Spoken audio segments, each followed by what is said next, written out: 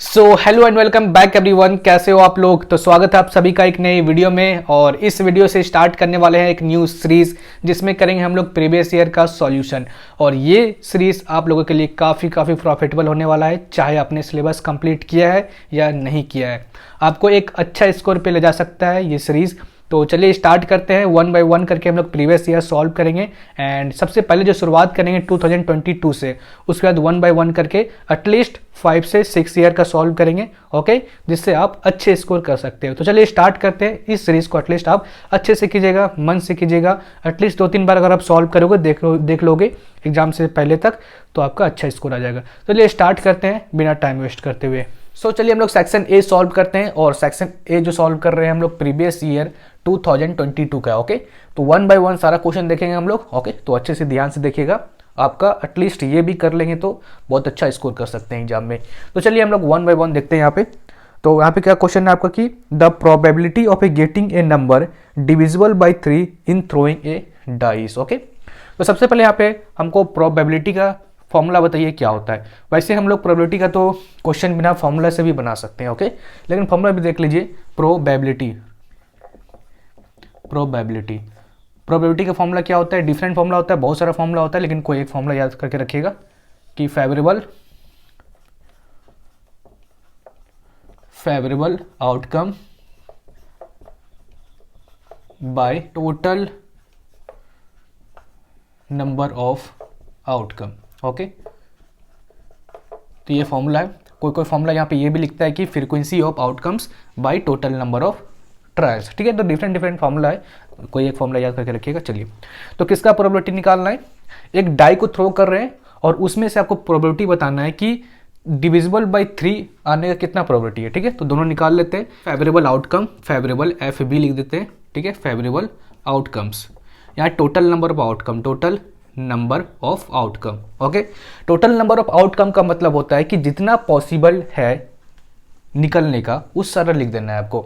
जैसे लूडो का गोटी अगर हम लोग फेंकते हैं, लूडो गोटी तो खेले होंगे, वो तो एटलीस्ट खेले होंगे आप लोग, ठीक है, उससे तो इनकार नहीं कर सकते। जब लूडो का गोटी फेंकते हैं ना, तो 1 से 6 तक ही आने का पॉसिबल है।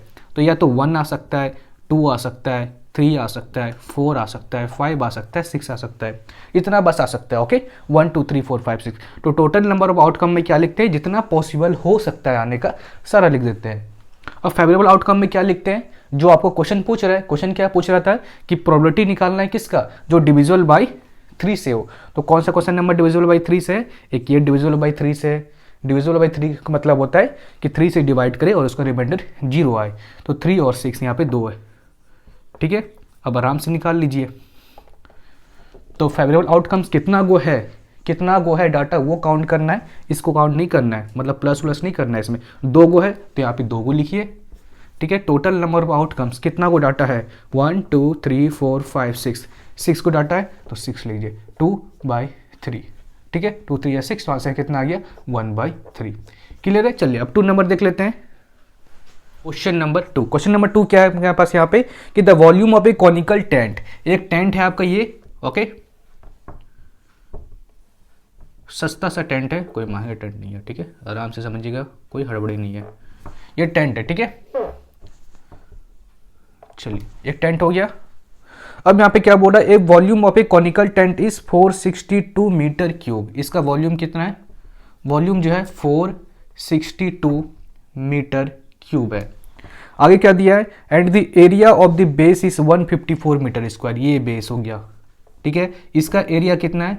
एरिया है आपका 154 मीटर स्क्वायर, 154 मीटर स्क्वायर। क्या फाइंड करने बोला है? The height of the cone is, ये फाइंड करने बोला है, ये, ठीक है, जिसको बोलते हैं हम लोग H। क्लियर है? चलिए, तो वॉल्यूम का फॉर्मूला तो पता होगा आप लोगों को, ठीक है। अगर आपको पता नहीं है तो कम से कम आप 2-3 साल का सॉल्व करेंगे ना, तो आसानी से आपको याद आते जाएगा, ठीक है। तो याद नहीं है तो कम से कम रिवाइज करते जाइए, जैसे 2-3 साल का सॉल्व हो जाएगा अपने आप आपको दिमाग में आने लगेगा। तो क्या होता है formula? 1/3 pi r² into H, ये फॉर्मूला होता है वॉल्यूम का। देखिए, वॉल्यूम तो ऑलरेडी आपको दिया हुआ है कितना? 462 इज इक्वल टू 1/3, ठीक है। पाई का वैल्यू यहाँ पे क्या पुट करेंगे? पाई का वैल्यू अभी कुछ नहीं पुट करेंगे, पाई r² कुछ नहीं पुट करेंगे। देखिए क्या पुट करेंगे, आपको यहाँ पे जो एरिया दिया है ना, एरिया का जो फॉर्मूला क्या होता है, एरिया का फॉर्मूला होता है पाई आर स्क्वायर, और एरिया का वैल्यू यहाँ पे दिया है 154। 154 is equal to pi r square लिख सकते हैं। कोई दिक्कत, कोई परेशानी, कोई मुसीबत, होप करते नहीं होगा। पाई आर स्क्वायर जो यहाँ पे दिख रहा है, साथ साथ इसको टिप देंगे यहाँ पे, तो क्या हो जाएगा यहाँ पे 154 प्यार से लगा दीजिए, और यहाँ पे फाइंड क्या करना है, एच फाइंड करना है। क्लियर है, चलिए एच निकालते हैं। तो यहाँ पे क्या होगा, सॉल्व करना है बस 462। सॉल्व करने में तो आप लोग माहिर होंगे ही। 463 को इधर ले गए और 154 इधर ले गए, ठीक है ना। तो क्या हो जाएगा यहाँ पे, ये हो जाएगा आपका 462 इंटू 3, यस। तो आंसर कितना आ गया, H is equal to 9 metre. Clear है, मीटर में था तो एच भी निकलेगा आपका मीटर में। जल्दी से नोट डाउन कर लीजिए, उसका देखेंगे क्वेश्चन नंबर 3। सो चलिए 1 का थर्ड नंबर देखते हैं। तो 1 का थर्ड नंबर क्वेश्चन क्या है आपको यहाँ पे बोल रहा है कि the median class for the given distribution is, okay. यहाँ पे मीडियन निकालने के लिए बोल रहा है, और मीडियन निकालने के लिए क्लासिफाइड डाटा का कौन सा फॉर्मूला यूज करते हैं, n/2। ये आपका कौन सा डाटा है, क्लासिफाइड डाटा। क्लासिफाइड डाटा को कैसे पहचानते हैं, सिंपली आपको ऐसे दिया हुआ रहेगा 0 से 10, 2 है, 10 से 20, 40, कुछ इस टाइप का रेंज में अगर दिया होगा तो उसको क्या बोलते हैं हम लोग, क्लासिफाइड डाटा, ओके। इसका फॉर्मूला क्या होता है, n/2। n यहाँ पे क्या है आपका, समेशन ऑफ, n है आपका यहाँ पे समेशन ऑफ fi, ठीक है। मतलब फ्रीक्वेंसी का सम करेंगे तो वो होता है आपका n के बराबर, ठीक है। फ्रीक्वेंसी का सम, या बोल लीजिए क्यूमुलेटिव फ्रीक्वेंसी जो निकलता है आपका एंड में, उसको लेना है। वो भी तो वही हो गया ना आपका fi, समेशन ऑफ fi, ठीक है, cf। तो यहाँ पे क्यूमुलेटिव फ्रीक्वेंसी कैसे निकालते हैं, आपको पता होगा क्यूमुलेटिव फ्रीक्वेंसी कैसे निकालते हैं, जस्ट फ्रीक्वेंसी को ऐड करते जाइए। यहाँ पे 2 है तो 2 उतारना है, उसके बाद यहाँ पे कितना है 4, तो 4 + 2 कितना होगा 6 हो गया। उसके बाद 6 में नेक्स्ट का फ्रीक्वेंसी कितना है 3, तो जितना नेक्स्ट का फ्रीक्वेंसी है ना बस ऐड करते जाइए।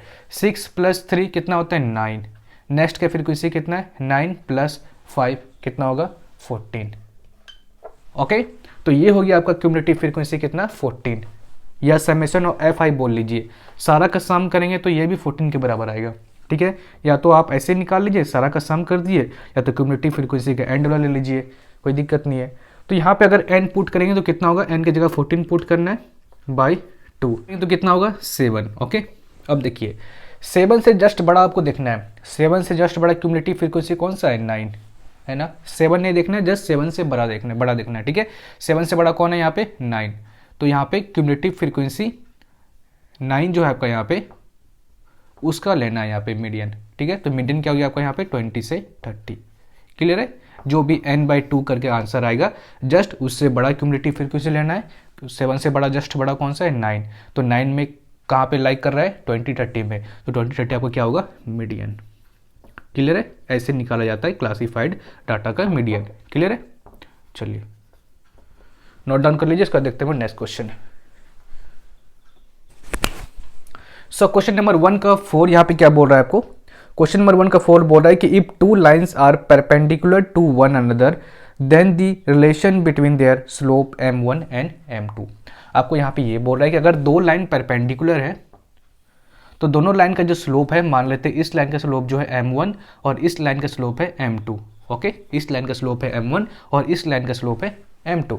तो यहाँ पे दोनों में रिलेशन पूछ रहा है, तो आपको पता होना चाहिए कि अगर 2 लाइन परपेंडिकुलर होता है ना तो उसके स्लोप के बीच में जो रिलेशन होता है वो होता है m1 into m2 is equal to -1, clear है। तो आपका आंसर कितना होगा m1 into m2 equal to -1। और एक क्वेश्चन कि अगर आपका लाइन पैरेलल होगा तब, मान लीजिए 2 लाइन पैरेलल है और इसका स्लोप m1 है और इसका स्लोप m2 है, ओके। जब 2 लाइन पैरेलल होता है ना, पैरेलल होता है तो उसका स्लोप क्या होता है, दोनों स्लोप के बीच में रिलेशन वो होता है m1 इक्वल टू m2, ठीक है।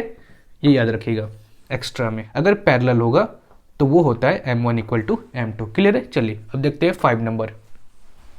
सो 1 का 5 नंबर यहाँ पे ये है कि a light house is 80 metre high, the angle of elevation of its top from a point 80 metre away from its foot along the same horizontal line is. तो question यहाँ पे क्या है कि एक लाइट हाउस है, ओके, जो कि क्या है 80 मीटर हाई है, क्या है 80 मीटर हाई है, क्लियर है। और इसके फुट से, इस लाइट हाउस के फुट से 80 मीटर दूर, 80 मीटर दूर, ठीक है, इसका एंगल ऑफ एलिवेशन बताना है, इसके टॉप का एंगल ऑफ एलिवेशन और एंगल ऑफ डिप्रेशन दो टर्म आता है। एंगल ऑफ एलिवेशन किसको बोलते हैं? जब ऊपर की तरफ देखते हैं ना लाइन ऑफ साइट से तो उसको बोलते हैं एंगल ऑफ एलिवेशन। जब नीचे की तरफ देखते हैं ना तो बोलते हैं एंगल ऑफ डिप्रेशन। यहाँ ऊपर की तरफ देख रहे हैं ना तो इसको बोलते हैं एंगल ऑफ एलिवेशन, नीचे की तरफ देखेंगे ना मतलब यहाँ से देखेंगे ना तो उसको बोलेंगे एंगल ऑफ डिप्रेशन। क्लियर है? तो आपको यहाँ पे ये निकालने बोल रहा है थीटा।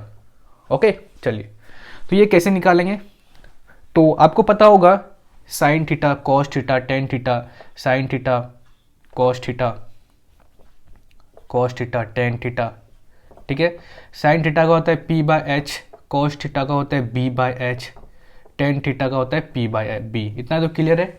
ओके चलिए, तो यहाँ पे देखिए कौन सा हम लोग यूज़ कर पाएंगे। जब साइन थीटा यूज़ करेंगे ना तो थीटा का मतलब परपेंडिकुलर और हाइपोटेन्यूस लेना पड़ेगा। परपेंडिकुलर ये है, हाइपोटेन्यूस ये है, दोनों का डाटा नहीं है मतलब इसको यूज़ नहीं कर पाएंगे।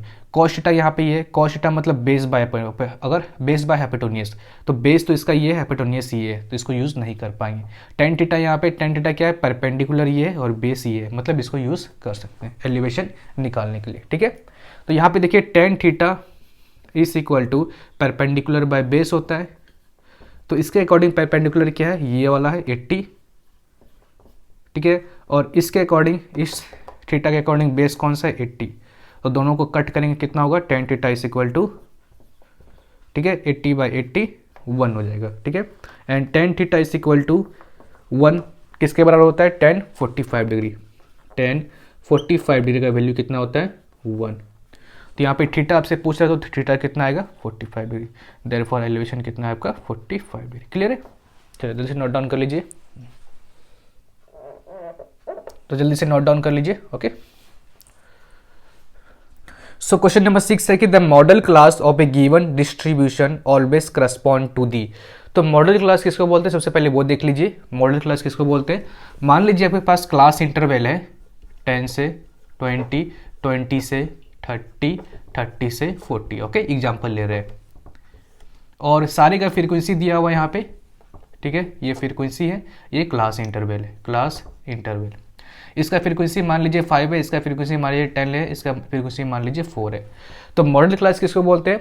जिसका फ्रीक्वेंसी सबसे ज़्यादा होगा ना तो वही मॉडल क्लास होता है। जिस क्लास इंटरवल का फ्रीक्वेंसी सबसे ज़्यादा होगा उसको, उस क्लास इंटरवल को हमको क्या बोलते हैं? Model class. तो यहाँ पे मॉडल क्लास क्या हो गया आपका? 20 से 30। समझ गए? तो क्वेश्चन के ऊपर चलते हैं। तो क्वेश्चन क्या बोल रहा है? 6 नंबर, क्वेश्चन 6 नंबर बोल रहा है कि यहाँ पे कि the modal class of a given distribution always correspond to the interval with the highest frequency. ठीक है, किससे करस्पॉन्ड होता है मॉडल क्लास? जिसका हाईएस्ट फ्रीक्वेंसी हो। ठीक है, तो उसका मतलब ए नंबर क्या हो गया आपका? करेक्ट आंसर हो गया। ठीक है, interval with the highest frequency, interval with highest frequency. Clear है?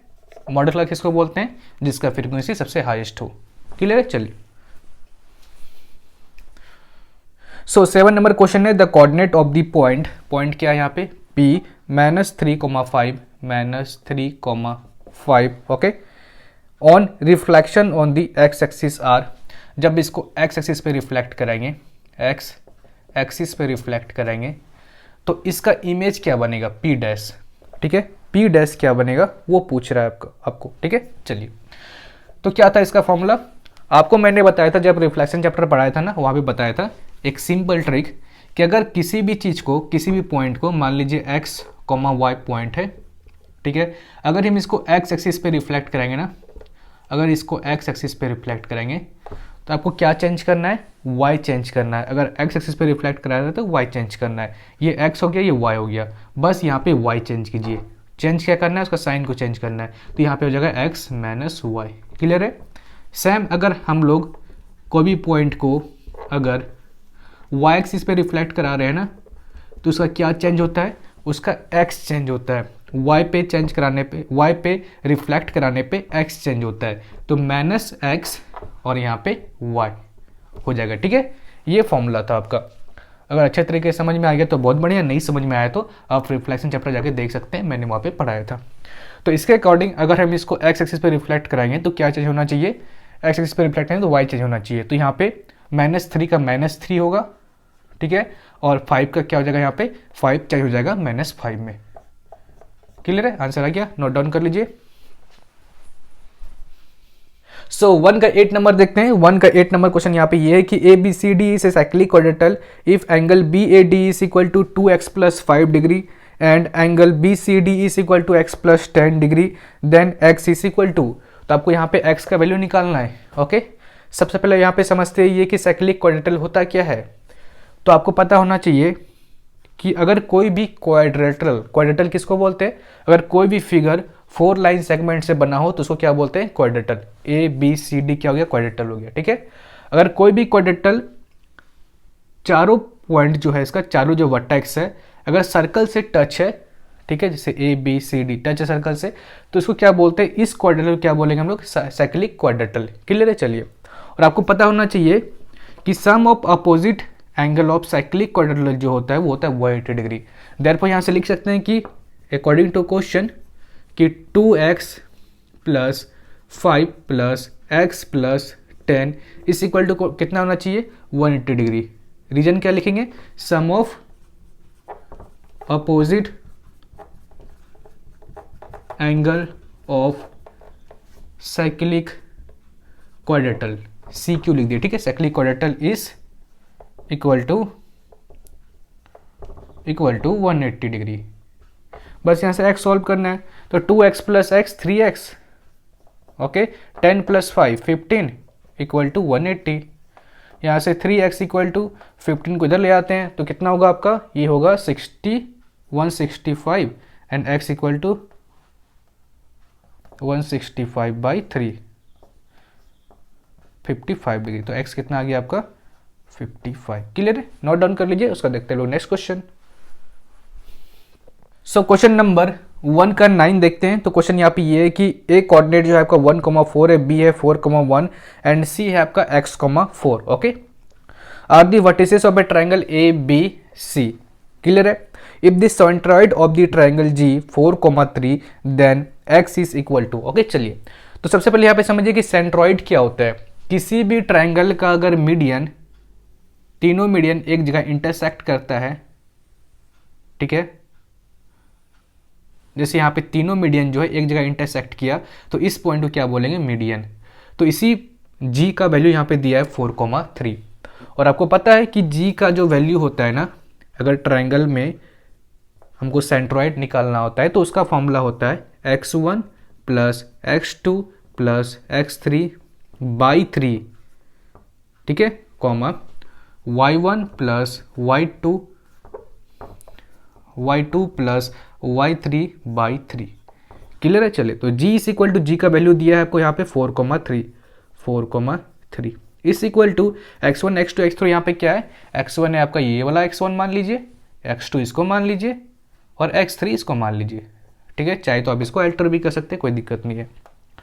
तो x1 हो गया 1 + 4 + x, ठीक है, नीचे 3 लगाइए, और y1 + y2 + y3 मतलब 4 + 1 + 4 + 1 + 4/3। क्लियर है, चलिए। हमको x फाइंड करना है और आपको पता होगा कि ये वाला जो होता है ना x, ये इसके इक्वल होता है एंड ये वाला जो y होता है ये इससे इक्वल होता है। तो बस x से काम है, तो 4 इक्वल टू इसको इससे लिखेंगे, तो 1 + 4 5 5 + x/3, ठीक है। इसको इधर ले आते कितना होगा, 12 equal to 5 + x equal to यहाँ पे क्या हो जाएगा आपका, ये हो जाएगा 7। क्लियर है, आगे आंसर जल्दी से नोट डाउन कर लीजिए। उसका देखते रहो नेक्स्ट क्वेश्चन।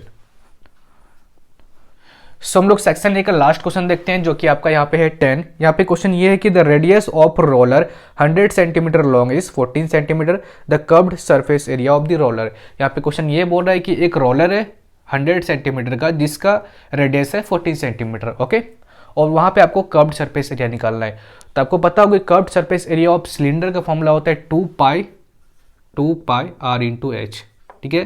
नहीं याद है तो रिवाइज कर लीजिएगा, 2 पाई आर इंटू एच। वैसे मैं आपको बोल रहा बार बार कि एटलीस्ट 2-3 साल का सॉल्व कीजिए, आपका फॉर्मूला रिवाइज अपने आप हो जाएगा। ठीक है, शुरू में प्रॉब्लम हो सकता है, लेकिन अब जैसे 2-3 साल क्लियर कर लेंगे आराम से आप अपने आप सॉल्व करने लगेंगे।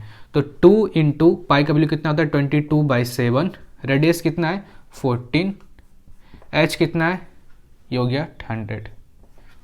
क्लियर है, तो 7 2 ज़ा 14। ठीक है, यहाँ से देखिए तो 22 और 2 2 ज़ा 4, तो कितना होगा यहाँ से 2 ज़ा 8 4 2 ज़ा 8 8 0 0 सेंटीमीटर स्क्वायर। ओके, हो गया सॉल्व। जल्दी से नोट डाउन कर लीजिए, उसका देखते हैं हम लोग सेक्शन बी। सो चलिए अब सेक्शन बी हम लोग सॉल्व करते हैं। तो सेक्शन बी का क्वेश्चन यहाँ पे ये है, सबसे पहले लिखा हुआ है कि attempt any 3 question from this section, लेकिन हम लोग पूरा सॉल्व करेंगे। ठीक है, ताकि आपको अच्छे से रिवीजन हो जाए। तो क्वेश्चन 2 यहाँ पे क्या बोल रहा है, क्वेश्चन 2 का 1 कि prove that 1 plus sine theta plus 1 minus sine theta equal to 2 sec square theta. तो इसको प्रूव करना है, चलिए प्रूव करते हैं। तो यहाँ पे क्या करते हैं, LHS साइड से लेते हैं LHS। ओके, तो यहाँ पे है 1/1 plus sine theta plus 1/1 minus sine theta. ठीक है, LHS साइड ले लिए और LHS साइड को प्रूव करना है कि ये इसके बराबर है। ओके, चलिए तो सबसे पहला काम क्या करेंगे, दोनों का जो नीचे है इसका एलसीएम लेते हैं। जब नीचे एलसीएम लेंगे ना तो ये हो जाएगा 1 प्लस साइन थीटा। ओके, और ये साथ में मल्टीप्लाई कर दीजिए 1 माइनस साइन थीटा। ओके, चलिए अब यहाँ पे देखिए 1 प्लस साइन थीटा के साथ क्या मल्टीप्लाई, 1 माइनस साइन थीटा, तो ऊपर पे बस 1 माइनस साइन थीटा 1 के साथ मल्टीप्लाई कर देंगे तो ये हो जाएगा 1 माइनस साइन थीटा। बीच में प्लस का साइन है तो यहाँ पे है 1 माइनस साइन थीटा, तो इसके साथ क्या है 1 प्लस साइन थीटा। ठीक है, तो 1 प्लस साइन थीटा। ओके, अब minus sine theta plus sine theta गया, ऊपर पे क्या बचा, ऊपर पे जो बचा वो बचा 2/1 plus sine theta 1 minus sine theta. आपको एक फॉर्मूला याद होगा कि A square minus B square का फॉर्मूला होता है A plus B and A minus B, ये वाला फॉर्मूला याद होगा। तो यहाँ पे ए प्लस बी, इसको ए मान लीजिए, इसको बी मान लीजिए, इसको ए इसको बी, तो ए प्लस बी ए माइनस बी के फॉर्मेट में है, तो इसको लिख सकते हैं 1 का स्क्वायर माइनस साइन थीटा का स्क्वायर। ओके, यहाँ से क्या हो जाएगा 2 और 1 का स्क्वायर का मतलब 1 minus sign square theta. Clear है। अब यहाँ पे देखिए थीटा आप चाहे अंदर में लिखे या बाहर में लिखे, दोनों सेम चीज़ है। ठीक है, आप इसको अंदर में भी लिख सकते हैं। अब यहाँ पे देखिए 2/1 माइनस साइन स्क्वायर थीटा किसके बराबर होता है, कॉस स्क्वायर थीटा के बराबर। फॉर्मूला है ये कि sign square theta plus cos square theta जो होता है वो 1 के बराबर होता है। तो यहाँ से 1 माइनस साइन स्क्वायर थीटा किसके बराबर होगा, कॉस स्क्वायर थीटा के बराबर। तो नीचे हो जाएगा कॉस स्क्वायर थीटा। ओके, अब यहाँ से आपको एक और फॉर्मूला पता होगा कि जो सेक स्क्वायर थीटा होता है, सेक स्क्वायर थीटा होता है वो होता है 1/कॉस स्क्वायर थीटा के बराबर। ठीक है, ये भी फॉर्मूला है। तो यहाँ से देखिए 2 इंटू 1/कॉस स्क्वायर थीटा है, तो 1/कॉस स्क्वायर थीटा क्या लिख सकते हैं, sec square theta, sec square theta. देखिए यहाँ पे LHS equal to RHS prove हो गया, तो LHS equal to RHS। Okay, जल्दी से नोट डाउन कर लीजिए, उसका देखते हैं हम लोग 2 का 2 नंबर। सो चलिए 2 का 2 नंबर देखते हैं। तो क्वेश्चन यहाँ पे ये है कि find A if A coordinate है आपका 2a + 2, 3, बी कोऑर्डिनेट है 7, 4, सी कोऑर्डिनेट है 2a + 5, 2 are the collinear. Okay, तो आपको यहाँ पे क्या करना है, ए फाइंड करना है, मतलब ये। ओके, अगर आपका तीनों पॉइंट क्या है, कोलिनियर है, तो सबसे पहले यहाँ पे समझते हैं कोलिनियर पॉइंट किसको बोलते हैं।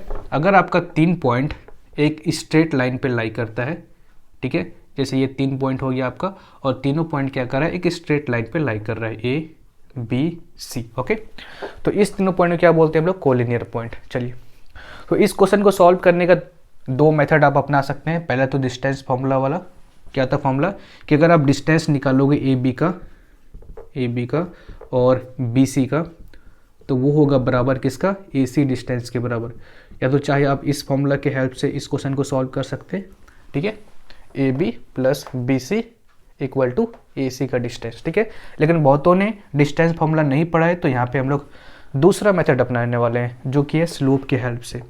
अगर आपका 3 पॉइंट कोलिनियर होता है ना, तो यहाँ पे आपका स्लोप क्या होगा, इक्वल होगा। मान लीजिए अगर स्लोप निकालेंगे हम लोग, स्लोप ऑफ AB पॉइंट, ठीक है, अगर AB पॉइंट का स्लोप निकालेंगे तो वो बराबर होगा आपका स्लोप ऑफ BC पॉइंट, ठीक है। अगर 3 पॉइंट कोलिनियर हो और उसका स्लोप निकालते हैं तो वो भी क्या होता है, इक्वल होता है। तो स्लोप निकालना तो आता होगा आपको। स्लोप निकालने का फॉर्मूला क्या होता है, अगर 2 पॉइंट दिया हो तो वो होता है y2 minus y1 equal to x2 minus x1। Clear है। चलिए, तो इस वाले मेथड को अपनाने वाले हैं। ओके, तो स्लोप ऑफ AB मान लेते हैं m1, okay, slope of BC मान लेते हैं m2। क्लियर है। चलिए, तो यहाँ से क्या करेंगे, m1 इक्वल टू m2 लिख दिए। फॉर्मूला क्या होता है, y2, ठीक है, m1 equal to m2। Formula होता है y2 minus y1 by x2 minus x1 is equal to y2 minus y1 by x2 minus x1। Clear है। चलिए, m1 क्या है आपका AB पॉइंट, तो AB पॉइंट में x1 y1 कौन सा मानेंगे, चलिए इसको मान लेते हैं हम लोग x1, इसको मान लेते हैं y1, ठीक है, इसको मान लेते हैं x2, इसको मान लेते हैं y2। अब यहाँ से देखिए, y2 क्या है आपका 4 है, y1 क्या है 3 है, x2 क्या है 7 है, ठीक है, x1 क्या है 2a plus 2, 2a plus 2, okay, equal to y2 क्या है आपका यहाँ पे, सो m2 का स्लोप है BC पॉइंट, तो इसको x2 y2 मानते हैं तो इसको x1 मान लीजिए, x1 इसको y1, ठीक है। चाहे तो आप इसको भी x1 y1 मान सकते हैं या तो इसको x2 y2, ठीक है, गलत नहीं होगा, चाहे आप ऐसे भी रख सकते हैं। तो यहाँ से देखिए x2 माइनस x1, x2 यहाँ पे क्या है 7 है, ठीक है, ये दोनों पॉइंट में लेना है। और x1 क्या है आपका यहाँ पे 2a plus 5, 2a plus 5, y2 क्या है 4 है और y1 क्या है 2 है। क्लियर है। चलिए, तो 4 माइनस 3 1 एंड 7 माइनस को ब्रैकेट ओपन करेंगे तो minus 2a minus 2 is equal to 4 minus 2 2 and 7 minus 2a and minus 5। यहाँ पे क्या हो जाएगा 1 बाई 7 माइनस 2 कितना होगा 5 minus 2a is equal to 2 by 7 minus 5 2 minus 2a। Okay, इसको सॉल्व करेंगे तो क्या होगा, क्रॉस मल्टीप्लाई कर देते हैं तो यहाँ हो जाएगा 2 minus 2a is equal to 5 minus 2a into 2 करेंगे, दोनों के साथ मल्टीप्लाई करना पड़ेगा, 5 के साथ भी और 2 के साथ भी। तो क्या हो जाएगा 5 2 ज़ा 10 और 2 इंटू 2 माइनस 4a। अब इसको इधर लाएंगे तो क्या होगा प्लस 4a माइनस 2a, तो 2a हो जाएगा इधर, ठीक है, और 2 को इधर लाएंगे तो कितना होगा 10 माइनस 2 8। ओके, तो a कितना हो जाएगा यहाँ पे 8/2 4। ओके, आ गया, जल्दी से नोट डाउन कर लीजिए, उसका देखते रहो नेक्स्ट क्वेश्चन। सो 2 का थर्ड नंबर देखते हैं। क्वेश्चन है कि calculate the mean of the following frequency distribution. Okay, तो आपको क्लास इंटरवल दिया हुआ है और फ्रीक्वेंसी दिया हुआ है और आपको यहाँ पे मीन निकालना है। क्लास इंटरवल है ये और ये फ्रीक्वेंसी है। ओके, तो आपको क्या करना है, इसका मीन निकालना है। तो मीन निकालने का 3 फॉर्मूला था, कौन सा था, एक तो आप मीन निकाल सकते हैं डायरेक्ट मेथड से DM, दूसरा स्टेप डेविएशन मेथड से, तीसरा शॉर्टकट मेथड से, ठीक है, शॉर्टकट मेथड से। तीनों में कोई आप अपना सकते हैं इसमें, ठीक है, सब वैलिड होगा, सब में सेम आंसर आएगा। तो यहाँ पे हम अप्लाई करेंगे डायरेक्ट मेथड, ठीक है, चाहे तो आप इसको भी अप्लाई कर सकते हैं, जिससे ईजी होगा उसी को ट्राई करेंगे। ये भी आपका ईजी ही होता है, बस आप पे डिपेंड है किससे सॉल्व करना है। तो फॉर्मूला क्या होता है डायरेक्ट मेथड का, डायरेक्ट मेथड का फॉर्मूला होता है कि मीन निकालने का, मीन का हम लोग ए से रिप्रेजेंट करते हैं कि summation of xi into fi by summation of fi, ये फॉर्मूला होता है मीन निकालने का डायरेक्ट मेथड से, ठीक है। चलिए, अब क्या करते हैं यहाँ पे हम लोग, सबसे पहले fi तो आपके पास है ही, ठीक है, ये fi है। अब क्या करते हैं xi निकालते हैं पहले। तो xi कैसे निकालेंगे, xi यहाँ पे निकालेंगे इसका क्लास मार्क। क्लास मार्क कैसे निकालते हैं, जो भी अपर लिमिट है और लोअर लिमिट है दोनों को जोड़ के 2 से डिवाइड करते हैं। जैसे 15 प्लस 5 कितना होगा 20 को डिवाइड करेंगे 2 से तो कितना होगा 10, तो यहाँ पे xi कितना आ गया 10, जिसको क्लास मार्क बोलते हैं हम लोग, ठीक है। 25 प्लस 15 कितना हो गया 40, और 40 को डिवाइड करेंगे कितना 2 से, तो कितना होगा 20, ठीक है। सेम तरीके से यहाँ पे आंसर होगा 30, यहाँ से आंसर होगा 40, यहाँ से आंसर होगा 50, ठीक है। या तो आप ऐसे भी निकाल सकते हैं, नहीं तो अगर फर्स्ट वाला निकल चुका है ना, उसके बाद देखिए डिफरेंस कितना चल रहा है, 10 के बाद 20, 10 का डिफरेंस चल रहा है। 10 का डिफरेंस करते करते आप बस आगे का लिख दीजिए, 20 से 30, 30 से 40, 40 से 50, ठीक है। उतना करने का जरूरत भी नहीं पड़ेगा। अब देखिए यहाँ पे क्या करेंगे हम लोग, X I into F I निकालेंगे, X I into F I. X I into F I का मतलब एक्स आई और एफ आई का मल्टीप्लाई करना है, तो 2 इंटू 10 20, ओके। 6 इंटू 20 कितना होगा 120, 120, ठीक है, 120 एंड 4 3 ज़ा 12,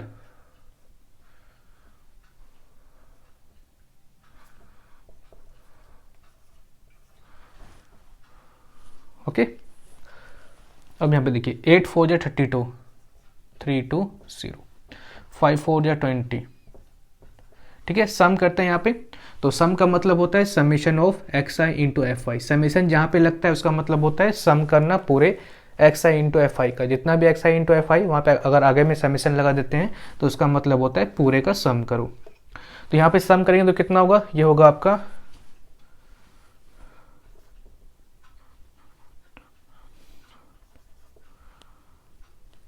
780, 780, ओके। अब क्या निकालना है, summation of F I. Summation of F I का मतलब होता है अगर समेशन जहाँ पे लग जाता है तो उसका मतलब क्या होता है पूरे एफ आई का सम निकालो। तो कितना होगा, तो 8 + 4 + 4 16, 16 + 2 18, 20 24, तो कितना आ गया आपका 24, ओके। यहाँ से चलिए पुट डाटा को पुट करते हैं, तो summation of X I into F आई कितना है 780 बाई समेशन ऑफ आई कितना है 24। तो यहाँ पे सॉल्व करेंगे कितना होगा, ये होगा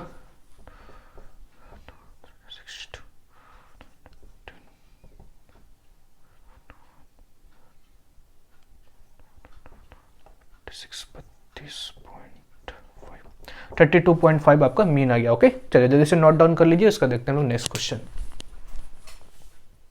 2 का 4 नंबर देखते हैं। तो क्वेश्चन है कि in the given figure O is the centre of the circle, PQ and PR are tangent and angle QPR equal to 70 degree, calculate angle QOR and QSR, okay. तो दो एंगल कैलकुलेट करना है आपको यहाँ पे, QOR and QSR। चलिए, तो ये जो क्वेश्चन है आपका टेंजेंट एंड सेकेंड से क्वेश्चन है, ओके।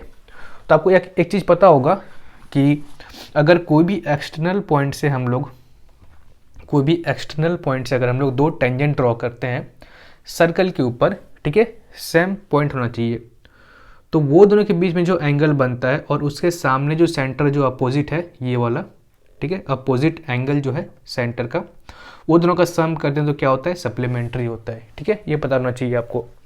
अगर नहीं पता है तो थोड़ा सा मैं ब्रीफ में थोड़ा सा इसको बना देता हूँ। यहाँ पे देखिए क्या कीजिएगा, सबसे पहले देखिए कि जो पी क्यू है ना एक टेंजेंट है और क्यू ओ क्या है, एक रेडियस है। तो देयरफॉर यहाँ से हम लोग लिख सकते हैं कि जो एंगल आपका पी क्यू ओ होगा वो 90 डिग्री होगा।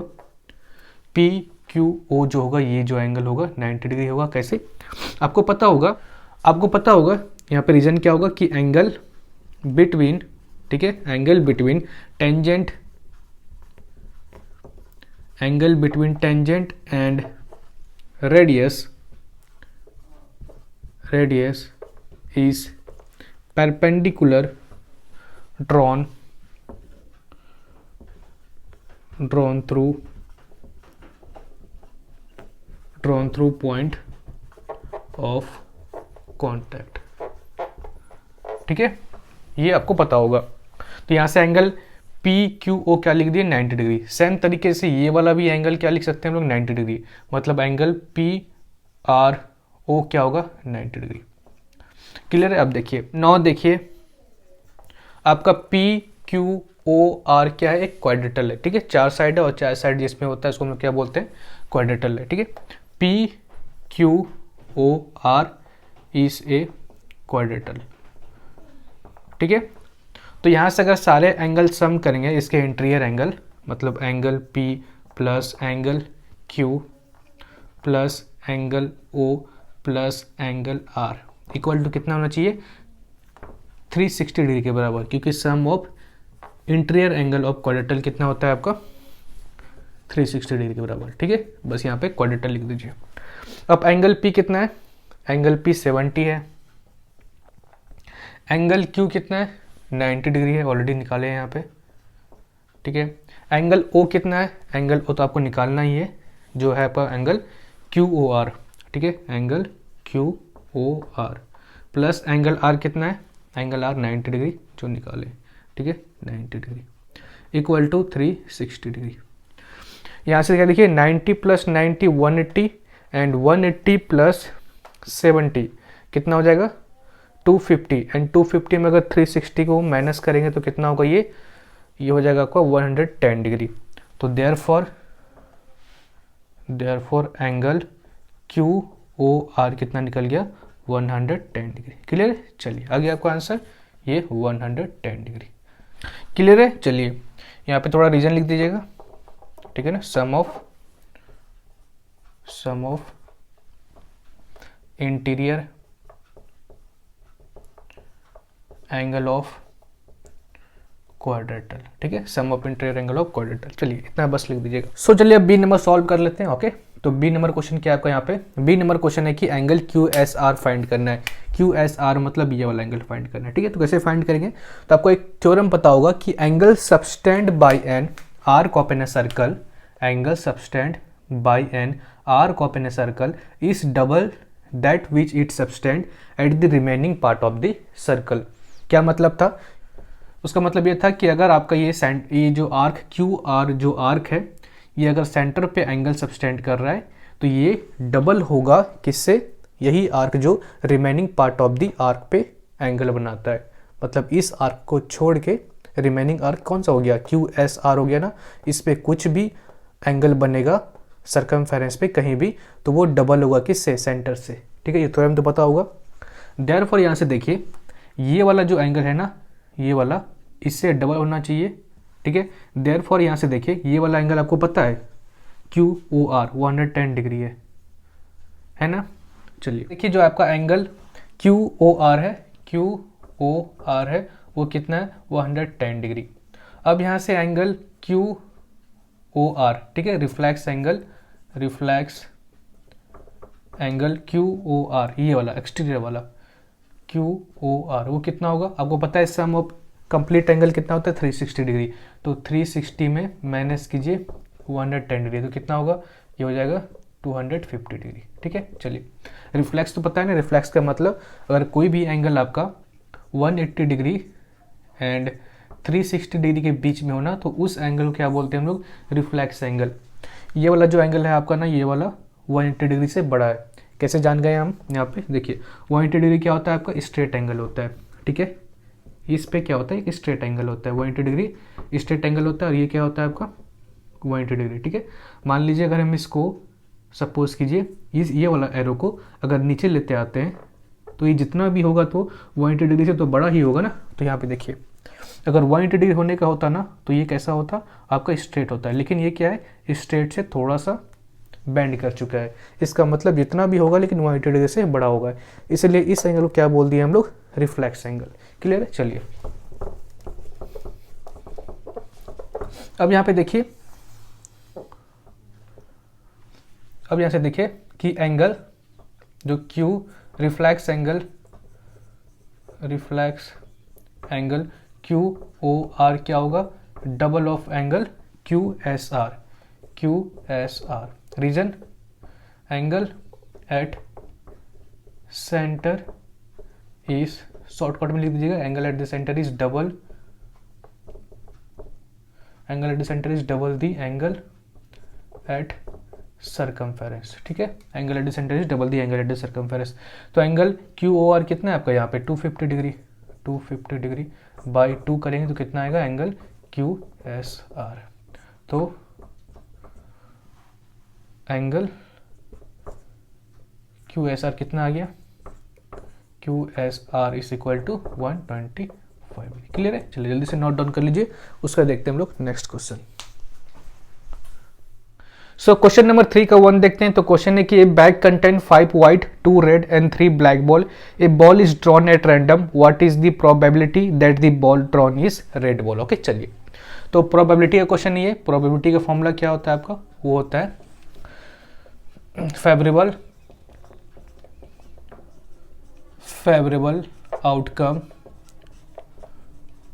Outcome by total number of possible outcome. Okay, ये फॉर्मूला होता है।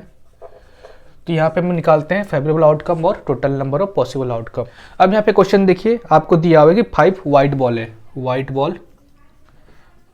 कितना है 5 गो, ठीक है, और रेड बॉल कितना है, रेड जो है वो कितना है आपके पास, वो है 2 गो, ठीक है, एंड ब्लैक बॉल कितना है, ब्लैक है वो है 3। ओके, तो प्रोबेबिलिटी निकालना है कितना, किसका, रेड का निकालना है, ठीक है। तो सबसे पहले total number of possible outcome निकालते हैं, total number of possible outcome. Okay, total number of possible outcome में क्या करते थे, जितना भी आपके पास डाटा दिया रहता था सारा का ऐड करते थे, मतलब जितना पॉसिबल हो सकता है आउटकम निकलने का सारा का हम लोग क्या करते हैं, ऐड करते हैं। तो यहाँ 5 गो है, यहाँ पे 2 गो है, यहाँ पे 3 गो है, तो कितना कर ऐड करेंगे तो टोटल 10 हो जाएगा, ठीक है। अब यहाँ पे फेवरेबल आउटकम निकालते हैं। तो फेवरेबल आउटकम यहाँ पे कितना होगा आपका, तो किसका प्रोबेबिलिटी निकालने बोल रहा है, रेड बॉल, और रेड बॉल कितना है 2, तो फेवरेबल आउटकम में होगा आपका 2 बॉल, ठीक है।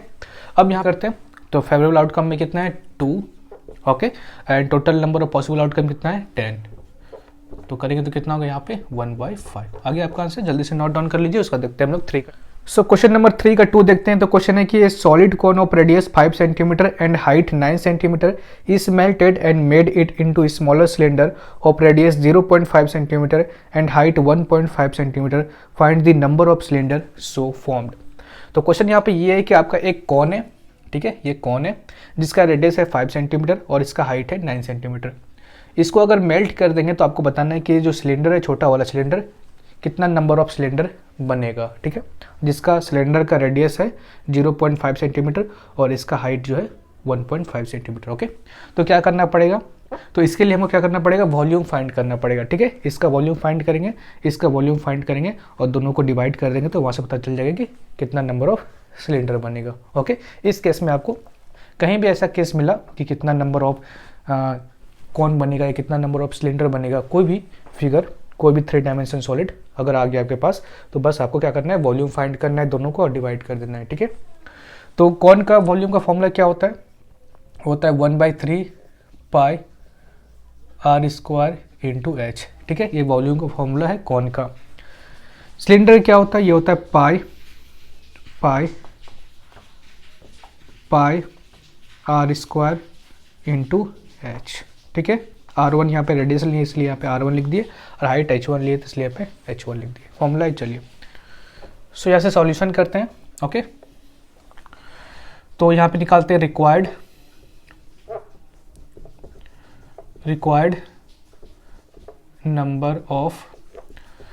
Number of small cylinder SC लिख दिए, ठीक है। तो क्या करना है, क्या होगा उसका, volume of cone,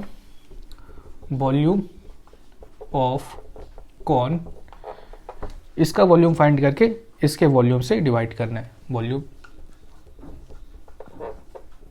of small cylinder. तो वॉल्यूम ऑफ कॉन का फॉर्मूला क्या है, 1/3 pi r square into h. Okay, इसका फॉर्मूला क्या है वॉल्यूम का, पाई R1 का स्क्वायर और H1, ठीक है। पाई से पाई गया और यहाँ सॉल्व करेंगे तो वैल्यू पुट करते हैं 1/3, रेडियस कितना है यहाँ पे, रेडियस है 5, तो हो जाएगा 5 का स्क्वायर 25। ओके, हाइट कितना है, हाइट है 9, यहाँ पे 9 लिख लेते हैं। अब यहाँ से देखिए R1 कितना है, R1 है इसका आपका 0.5, तो 0.5 का स्क्वायर, 0.5 का स्क्वायर करेंगे तो कितना होगा 0.25, ठीक है। H1 कितना है 1.5 सेंटीमीटर, 1.5 सेंटीमीटर, ठीक है। चलिए, तो अब क्या करते हैं, यहाँ से सॉल्व करते हैं। तो 25 सबसे पहले पॉइंट हटाएंगे तो ऊपर पे 100 आएगा, ठीक है, इसका पॉइंट हटाएगा तो ऊपर पे 10 आएगा। क्लियर है? 25 25 गया, ओके, और 3 3 ज़ा 9, 3 5 ज़ा 15, ओके, 5 2 ज़ा 10 0। टोटल कितना आंसर आया? 20 इंटू 10 200।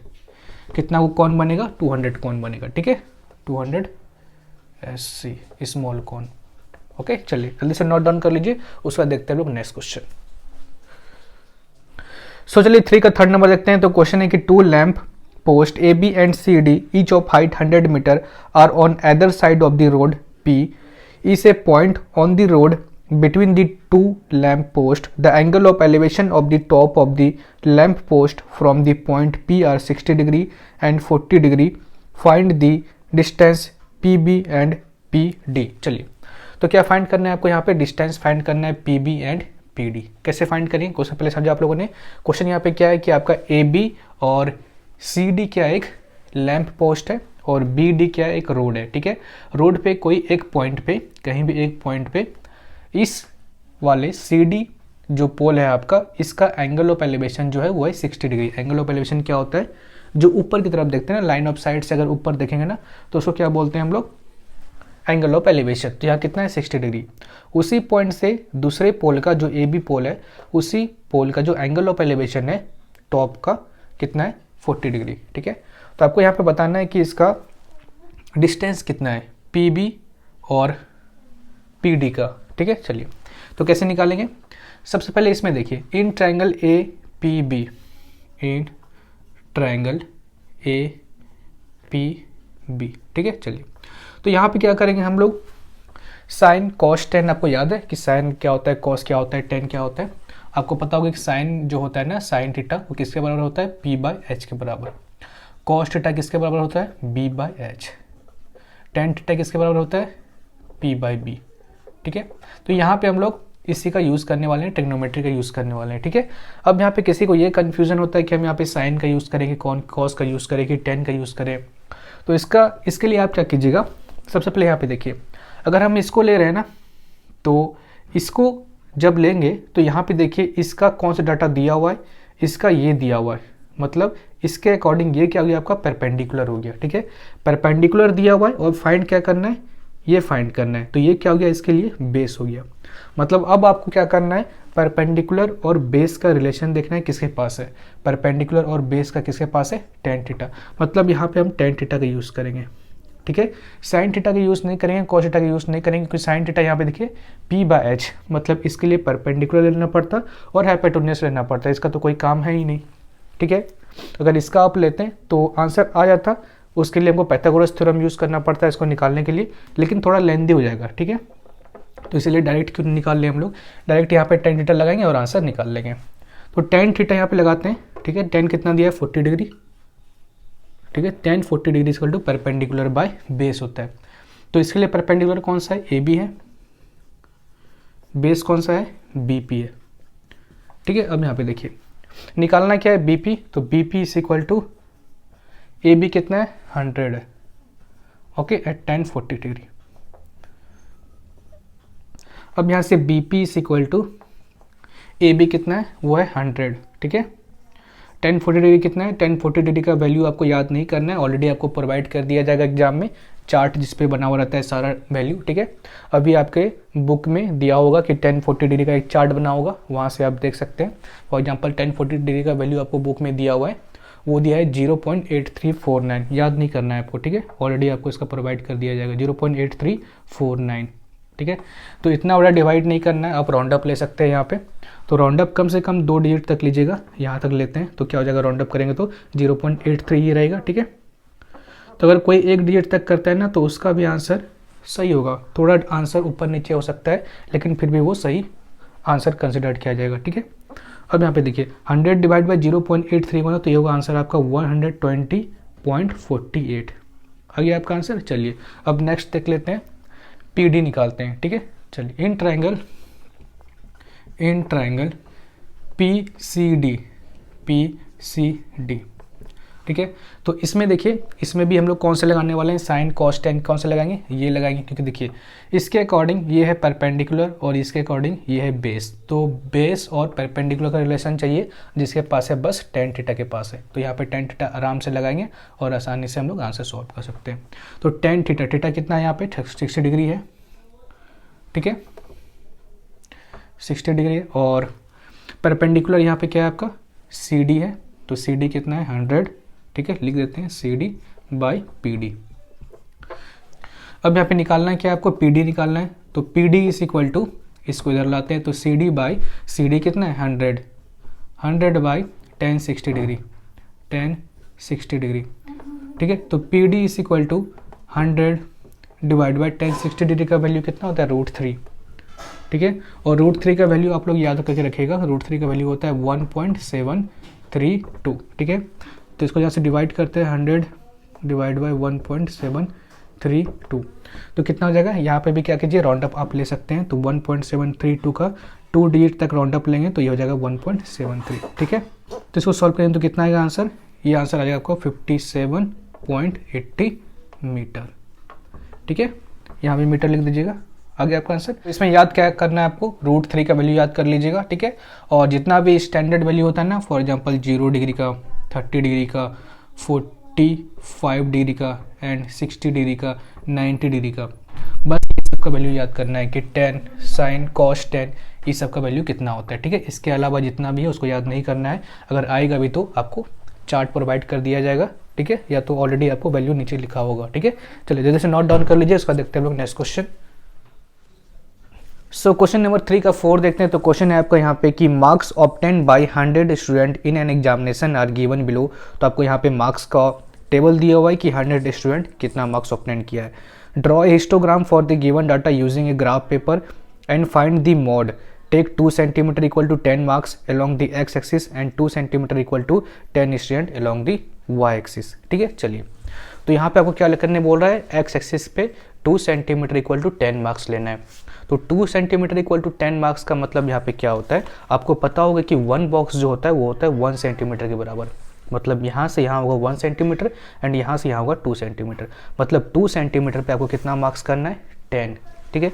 तो 2 सेंटीमीटर पे 10 मार्क्स, फिर 2 बॉक्स से गैप लेना है, फिर 20, फिर 2 बॉक्स से गैप लेना है, फिर 30, ऐसे कंटिन्यूसली करते जाना है, फिर 40, 50, 60, 70 ले लिए, ठीक है, एक्स एक्सिस पे। अब वाई एक्सिस पे क्या है आपका, on Y axis 2 centimetre equal to 10 student. तो 2 सेंटीमीटर पे आपको 10 स्टूडेंट को मार्क्स करना है। तो आपको पता है कि 1 बॉक्स 1 सेंटीमीटर का होता है एंड 2 बॉक्स हो जाएगा आपका कितना 2 सेंटीमीटर का, एंड 2 सेंटीमीटर पे आपको कितना मार्क्स करना है 10 स्टूडेंट। तो इधर आपको शो कर रहा है number of student, okay, Y axis पे, एंड एक्स एक्सिस शो कर रहा है आपको मार्क्स। क्लियर है। चलिए अब हम लोग क्या करते हैं, हिस्टोग्राम बनाते हैं और उसके हेल्प से हम लोग मोड निकालेंगे। तो सबसे पहले देखिए 0 से 10 जो मार्क्स लाया है वो कितना बच्चा मार्क्स लाया है, 5 बच्चा मार्क्स लाया है, ठीक है। तो आपको पता है यहाँ से यहाँ 10 है तो यहाँ से यहाँ 5 होगा, ठीक है। तो यहाँ से यहाँ 5, एक हिस्टोग्राम बनाते हैं। हिस्टोग्राम क्या होता है बेसिकली, वो एक रेक्टेंगुलर शेप में जो ग्राफ बनता है उसी को हिस्टोग्राम बोलते हैं, ठीक है। तो 0 से 10 5 हो गया, ठीक है। 10 से 20 कितना बोला है 15, तो 10 से 20 15, तो 10 यहाँ है 15 यहाँ पे होगा आपका इस वाली लाइन में, ठीक है। तो इसी लाइन में आपको क्या करना है 10 से 15 मार्क करना है, ओके।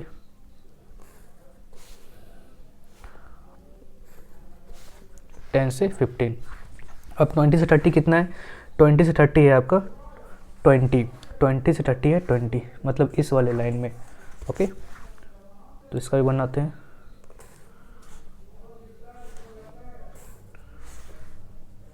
सो क्लियर है। अब चलिए 30 से 40 जो आपको बोल रहा है वो बोल रहा है 28 कहाँ पे मार्क्स करेंगे। तो आपको पता है कि 1 बॉक्स जो होता है 1 सेंटीमीटर के बराबर होता है और ये 1 mm के डिवीजन में बटा हुआ होता है। मतलब 1 centimetre is equal to 10 mm के बराबर होता है, ठीक है। तो इसका मतलब यहाँ पे 2 डिवीजन जो है यहाँ पे 2 mm is equal to 1 student के बराबर होगा, ठीक है। इसका मतलब यहाँ से 2 डिवीजन ऊपर जाइए, 2 डिवीजन ऊपर जाएंगे तो यहाँ पे क्या हो जाएगा आपका 25 26, फिर 2 डिवीजन ऊपर जाइए ये हो जाएगा 27, फिर यहाँ 2 डिवीजन ऊपर जाइए 28, मतलब 2 डिवीजन के गैप में आप चलते जाइए, ठीक है। तो ये मिल गया आपका लाइन, इस वाले लाइन को 28, ठीक है। चलिए तो ध्यान से बनाइएगा इसको, इस वाला लाइन है, ठीक है, यहाँ से बनाते हैं।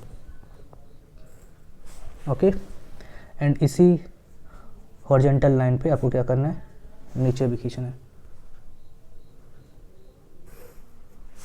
ओके, अब चलिए 30 से 40 हो गया, एंड 40 से 50 कितना बोला है, 20। 40 से 50, 40 से 50 20, तो 20 तो यहीं पे है आपका ये वाला, 40 से 50। ओके, 50 से 60 जो बोल रहा है वो बोल रहा है आपको 12, 50 से 60 12। तो आपको पता है यहाँ पे कितना है 10, और 2 mm इज इक्वल टू यहाँ पे कितना होगा 1:8। ओके, तो यहाँ पे 12 बोल रहा है तो 4 लाइन का गैप जाइए, 1 2 3 4, यहाँ पे होगा आपका इस वाले लाइन में। ठीक है, तो ये हो गया आपका 12। अब इसमें मॉड कैसे फाइंड करेंगे, तो मॉड फाइंड करने के लिए क्या करना है, जो सबसे टॉप पे है, टॉप पे ये वाला है, ठीक है, तो इसका कॉर्नर उसके नेक्स्ट वाले कॉर्नर से मिलाना है डायगोनली। तो ये कॉर्नर किससे मिलेगा, इस वाले कॉर्नर से।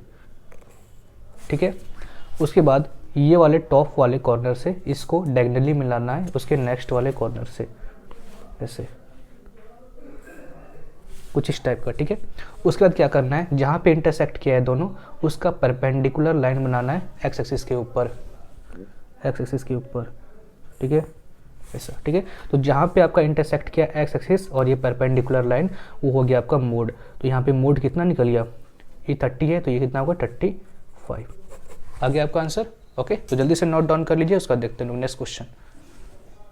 सो चलिए 4 का 1 देखते हैं। तो क्वेश्चन है कि find A point P which divide internally the line segment joining the point A -3,9 B 1,-3 in the ratio 1:3। Okay, तो चलिए क्वेश्चन क्या है यहाँ पे कि एक लाइन सेगमेंट है, ओके, और दोनों एंड पॉइंट का कोऑर्डिनेट दिया हुआ है, A दिया है -3,9, B दिया है 1,-3। ओके, और यहाँ पे जो आपका एक पॉइंट P है इस लाइन पे, ठीक है, जो कि इस लाइन को डिवाइड करता है इन 1:3 के रेशियो में। ओके, चलिए, तो आपको यहाँ पे पॉइंट P फाइंड करने के लिए बोला है, तो इसको मान लेते हैं x, y। ठीक है, जो क्वेश्चन है आपका सेक्शन फॉर्मूला से। ठीक है, तो आपको फॉर्मूला पता होगा कि अगर हम लोग कोई भी पॉइंट फाइंड करते हैं किसी भी लाइन सेगमेंट के बीच में, ठीक है, तो फॉर्मूला क्या होता है, P x, y। ठीक है, अगर पॉइंट फाइंड कर ले तो ये फॉर्मूला होगा mx2 + nx1 / m+n। ठीक है, और my2 + ny1 / m+n, ये फॉर्मूला होता है। ठीक है, तो याद रखिएगा इसको। चलिए इसको मान लेते हैं x1, इसको मान लेते हैं y1, इसको x2, इसको y2, और mn यहाँ पे कौन होगा, जो रेशियो का फर्स्ट अपर पार्ट जो होता है ना उसको m मान लेते हैं, और रेशियो का जो नीचे वाला पार्ट होता है उसको n मान लेते हैं, mn। अब यहाँ पे बस पुट करते हैं इसको, x, y, क्या होगा m यहाँ पे कितना है 1 है, तो 1 × x2, x2 कितना है 1 है, प्लस n कितना है आपका यहाँ पे n है 3। ओके, x1 कितना है -3 बाई m+n मतलब 3 + 1 4। ओके, my2, m कितना है 1 है, y2 कितना है -3 है, ओके, प्लस ny1, n कितना है 3 है, y1 कितना है, y1 है 9 बाई m+n 3 + 1 4। ओके, बस सॉल्व करना है, तो p x, y is equal to कितना होगा 1 × 1 1 एंड 3 × -3, तो कितना होगा -9 + 1 कितना होगा -8, एंड -8 डिवाइड बाई 4 कर दीजिए। यहाँ पे कितना होगा -3 × 1 -3 और 9 × 3 27। तो 27 में अगर हम लोग 3 को माइनस करते हैं तो कितना होगा 24। ओके, 24/4। अब यहाँ से बस डिवाइड करना है आपको, कितना होगा 4 2 = 8, -2 आंसर होगा, एंड 4 6 = 24। तो P x, y कोऑर्डिनेट कितना निकला आपका, ये निकला -2, 6। ओके, नोट डाउन कर लीजिए, उसका देखते हैं हम लोग 2 नंबर। सो 4 का 2 नंबर क्वेश्चन है कि a letter of the word secondary is selected at random, what is the probability that the letter selected is not a vowel। ठीक है, not a vowel। तो आपको यहाँ पे प्रोबेबिलिटी निकालना है कि वॉवेल नहीं आने का क्या प्रोबेबिलिटी है। ठीक है, चलिए, तो प्रोबेबिलिटी का फॉर्मूला क्या होता है, favourable outcome by total number of possible outcome, यही फॉर्मूला होता है। ओके, तो यहाँ से फेवरेबल आउटकम और total number of possible outcome क्या होगा, नंबर ऑफ पॉसिबल आउटकम निकालते हैं, total number of possible outcome. ठीक है, तो कितना हुआ है total number of possible outcome, जितना भी आपका डाटा आ सकता है, जितना भी पॉसिबल है आने का, ठीक है, तो उसको सारा को लिखना है। तो देखिए तो कितना हुआ है, 1 2 3 4 5 6 7 8 9 है, तो यहाँ पे 9 लिखिए। ठीक है, सो यहाँ पे हम लोग फेवरेबल आउटकम निकालते हैं। फेवरेबल आउटकम क्या हो जाएगा यहाँ पे, तो क्वेश्चन क्या पूछ रहा था कि लेटर जो सिलेक्ट करेंगे कितना प्रोबेबिलिटी है कि वो वोवेल नहीं होगा। तो इसका मतलब यहाँ पे निकाल लेंगे कि कौन कौन सा यहाँ पे कॉन्सोनेंट है आपका।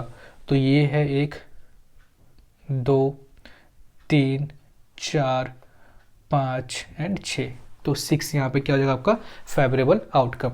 अब निकालते हैं इसका प्रोबेबिलिटी। तो टोटल पॉसिबल आउटकम कितना है 9 और फेवरेबल आउटकम कितना है 6। ठीक है, 3 2 जा 6 एंड 3 जा 9, कितना होगा आपका प्रोबेबिलिटी 2/3। ठीक है, चलिए अब नेक्स्ट क्वेश्चन देखते हैं। सो चलिए 4 का 3 नंबर देखते हैं। तो क्वेश्चन है कि use a graph paper for this question and take 2 centimetre equal to 1 unit along both the axis. Okay, तो सबसे पहले क्या करना है आपको, यहाँ पे एक्स एक्सिस और वाई एक्सिस बनाना है, जो कि ऑलरेडी मैंने बना के रखा है यहाँ पे एक्स एक्सिस और वाई एक्सिस। ठीक है, और आपको यहाँ पे क्या करने बोल रहा है, 2 सेंटीमीटर इक्वल टू 1 यूनिट लेने के लिए बोल रहा है दोनों एक्सिस पे। तो 2 सेंटीमीटर इक्वल टू 1 यूनिट का मतलब वो होता है कि 2 सेंटीमीटर पे आपको 1 यूनिट लिखना है।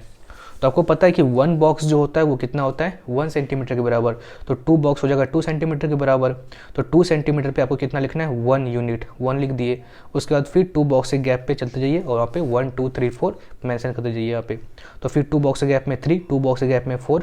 ठीक है, सेम आपको वाई एक्सिस पे भी करना है, 2 बॉक्स के गैप में 1, 2 बॉक्स के गैप में 2। ठीक है, चलिए अब नेक्स्ट क्वेश्चन क्या बोल रहा है आपको, 3 का a number, plot the point A 0,4। तो आपको सबसे पहले 0,4 पॉइंट को प्लॉट करना है। तो 0,4 कहाँ पे होगा, 0,4 का मतलब होता है एक्स एक्सिस पे 0 और वाई पे 4। तो एक्स एक्सिस पे 0 यहाँ पे और वाई पे 4 यहाँ पे। तो आपका प्लॉट जो पॉइंट होगा ए वो यहाँ पे होगा। तो यहाँ पे पॉइंट लिख लेते हैं, ए जो होगा आपका 0,4। क्लियर है। नेक्स्ट पॉइंट क्या प्लॉट करने बोल रहा है, वो बोल रहा है B2,2, B2,2। तो एक्स एक्सिस पे 2 और वाई पे 2। तो एक्स पे 2 यहाँ पे और वाई पे 2 यहाँ पे, तो ये प्लॉट हो जाएगा यहाँ पे। तो यहाँ पे लिख लेते हैं B2,2। एंड सी बोल रहा है आपको 5,2। तो एक्स पे 5 एंड वाई पे 2, यहाँ पे होगा आपका, ये हो गया C 5,2।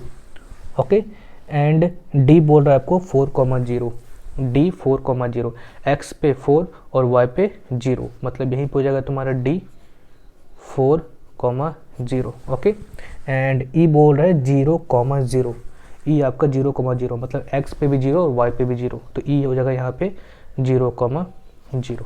क्लियर है। और बी नंबर सॉल्व करते हैं। तो यहाँ पे क्वेश्चन है कि reflect B C D on the Y axis and name them B dash C dash and D dash.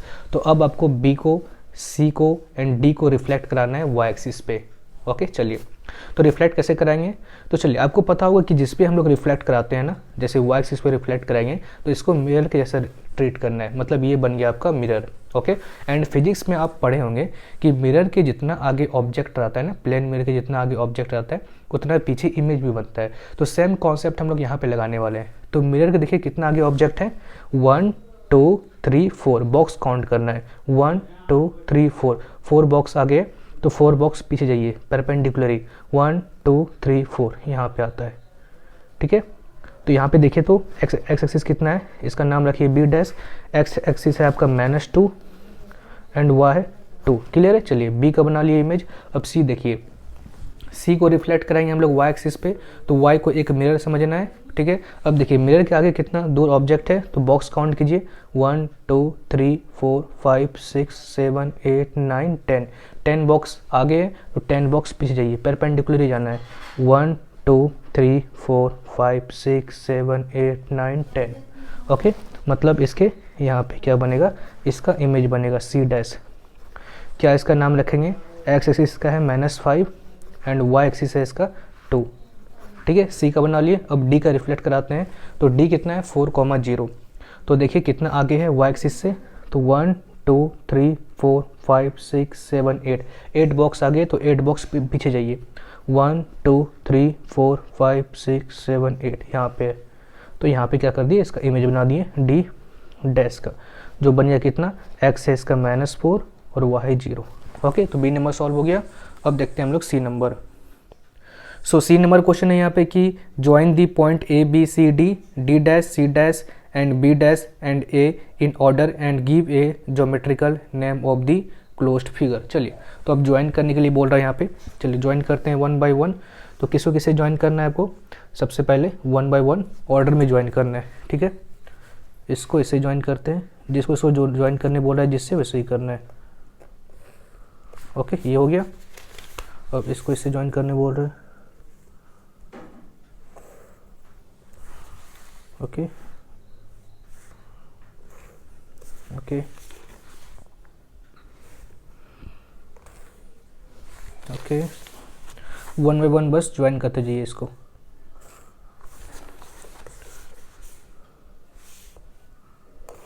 Okay, तो सारा पॉइंट को ज्वाइन कर लिए। अब इसका आपको नेम बताना है कि इस फिगर का नाम क्या है। तो इसका नेम कैसे पता करेंगे, तो इसका साइड काउंट कीजिए सबसे पहले। तो 1 साइड, 2 साइड, 3 साइड, 4 5 6 एंड ये बड़ा सा 7। तो टोटल 7 साइड है। तो टोटल 7 साइड जो यहाँ पे, तो 7 साइड फिगर को हम लोग क्या बोलते हैं, हेप्टागोन। तो इस फिगर को क्या बोलेंगे, हेप्टागोन। ठीक है, तो जितना साइड होगा वैसा उसका नाम होता है। ठीक है, अगर 6 साइड होगा तो क्या बोलेंगे, हेक्सागोन। अगर 5 साइड होगा तो क्या बोलेंगे, पेंटागोन। ठीक है, ऐसे नाम पड़ता है। अगर 8 साइड हो तो क्या बोलेंगे उसको, ऑक्टागोन। ठीक है, तो ऐसे आपको नेमिंग करना है। चलिए अब नेक्स्ट क्वेश्चन देखते हैं।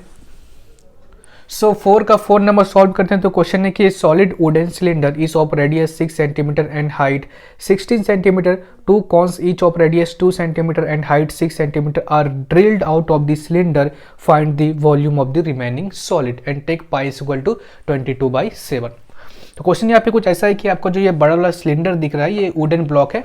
ठीक है, और इसमें से 2 सेम कॉन है, ये दोनों इसमें से ड्रिल करके निकाल चुका है। ठीक है, आपको यहाँ पे बताना है कि कितना वॉल्यूम लेफ्ट आउट हुआ इस कॉन को अगर निकाल देंगे तो। ठीक है, चलिए तो यहाँ पे वॉल्यूम निकालना है। ओके, और आपको बड़ा वाला जो ये सिलेंडर दिख रहा है वुडन ब्लॉक का, उसका रेडियस है 6 सेंटीमीटर, हाइट है 16 सेंटीमीटर। ओके, और ये 2 कॉन को जो ड्रिल करके निकाला है, इसका दोनों कॉन जो है वो सेम है, जिसका हाइट है 6 सेंटीमीटर और रेडियस है 2 सेंटीमीटर। ओके, तो कैसे निकालेंगे, तो सबसे पहले क्या करेंगे, हम लोग बड़े सिलेंडर का वॉल्यूम निकालेंगे।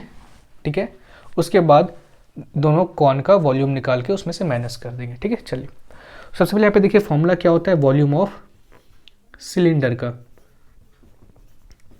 क्या होता है, वॉल्यूम ऑफ सिलेंडर का फॉर्मूला पाई r² इंटू एच। ठीक है, फॉर्मूला आप रट के रखिएगा। एंड वॉल्यूम ऑफ कॉन का फॉर्मूला क्या होता है, वो होता है 1/3 पाई r² इंटू एच, ये फॉर्मूला होता है। चलिए तो यहाँ पे इसलिए सॉल्व करेंगे इसको। तो रिक्वायर्ड वॉल्यूम कितना हो जाएगा, required volume is equal to कितना होगा, बड़े वाला सिलेंडर का volume, volume of cylinder minus, ठीक है, वॉल्यूम ऑफ कॉन। कॉन 2 गो है तो यहाँ पे क्या करना है, 2 इंटू वॉल्यूम ऑफ कॉन। ठीक है, एक कॉन का वॉल्यूम निकाल देंगे, 2 से मल्टीप्लाई करके बस इसमें से माइनस कर देंगे, तो सेम चीज़ होगा आपका। ठीक है, यहाँ से देखिए वॉल्यूम ऑफ सिलेंडर का फॉर्मूला क्या है, pi r² into H, pi r² into H minus 2 into volume of cone का फॉर्मूला क्या है, 1/3 pi r² into H, 1/3 pi r² into H. Clear, यहाँ से सॉल्व करते हैं हम लोग। ठीक है, तो वैल्यू पुट करते हैं यहाँ पे, पाई r² कितना है यहाँ पे, r रेडियस कितना है सिलेंडर का, वो है 6 का स्क्वायर इंटू हाइट कितना है 16 माइनस 2 इंटू 1/3 पाई का वैल्यू कितना रखना है, पाई का वैल्यू पाई रहने दीजिए अभी, और r² रेडियस कितना है कौन का, वो है 2, तो 2 का स्क्वायर इंटू h कितना है 6। ओके चलिए यहाँ सॉल्व करते हैं तो क्या हो जाएगा, ये हो जाएगा 3, 2 जा 6, तो 2 इंटू 2 4, ओके 4 2 जा 8, 8 2 जा 16, तो 16 इसके पास भी है और 16 इसके पास भी, तो कॉमन बाहर निकाल लेते हैं, 16 कॉमन बाहर निकला, ठीक है, और पाई दोनों के पास है तो पाई भी कॉमन बाहर निकालते हैं, तो यहाँ पे हो जाएगा, बच जाएगा आपका 6 का स्क्वायर 36 माइनस, ठीक है, और यहाँ पे कितना बच गया, 2 तो बाहर निकाल दिए, पाई बाहर निकाल दिए, 2 स्क्वायर बाहर निकाल दिए, कुछ भी नहीं बचा है यहाँ पे अंदर में, बस 1 लिख दीजिए, ठीक है। अब देखिए कॉमन निकालने से क्या क्या होगा, कैलकुलेशन ईजी होगा, ठीक है, या तो आप बिना कॉमन लिए ही भी सॉल्व कर सकते हैं, लेकिन थोड़ा सा डिफिकल्ट हो जाएगा सॉल्व करना, ठीक है, ज़्यादा कैलकुलेशन लेंदी हो जाएगा, अगर कॉमन ले लेते हैं तो ईजी हो जाएगा। तो 16 इंटू पाई का वैल्यू क्या होगा 22/7, और 36 माइनस 1 कितना होगा 35, ठीक है, 7 5 जा 35, तो यहाँ से होगा 16 इंटू 22 इंटू 5, यहाँ पे आंसर आ जाएगा आपका, ये होगा 22 इंटू 5, तो हो गया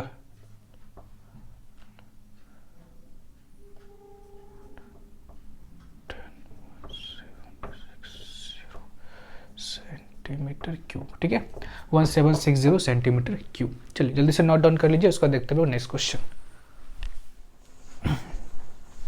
सो क्वेश्चन नंबर 5 का 1 देखते हैं। तो क्वेश्चन यहाँ पे ये है कि 2 chord AB and CD of a circle intersect externally at E if EC equal to 2 cm, EA equal to 3 cm and AB equal to 5 cm.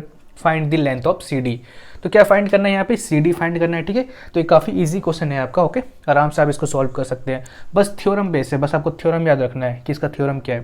तो ये क्वेश्चन को सॉल्व करेंगे हम लोग इंटरसेक्टिंग थ्योरम की हेल्प से, ठीक है। तो इंटरसेक्टिंग थ्योरम का डेफिनेशन क्या था कि if two chord of a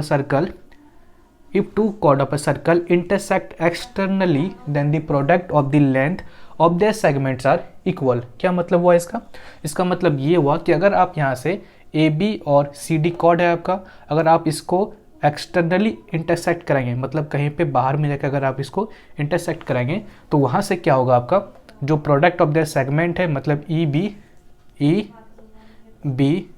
into EA equal to वो होगा ED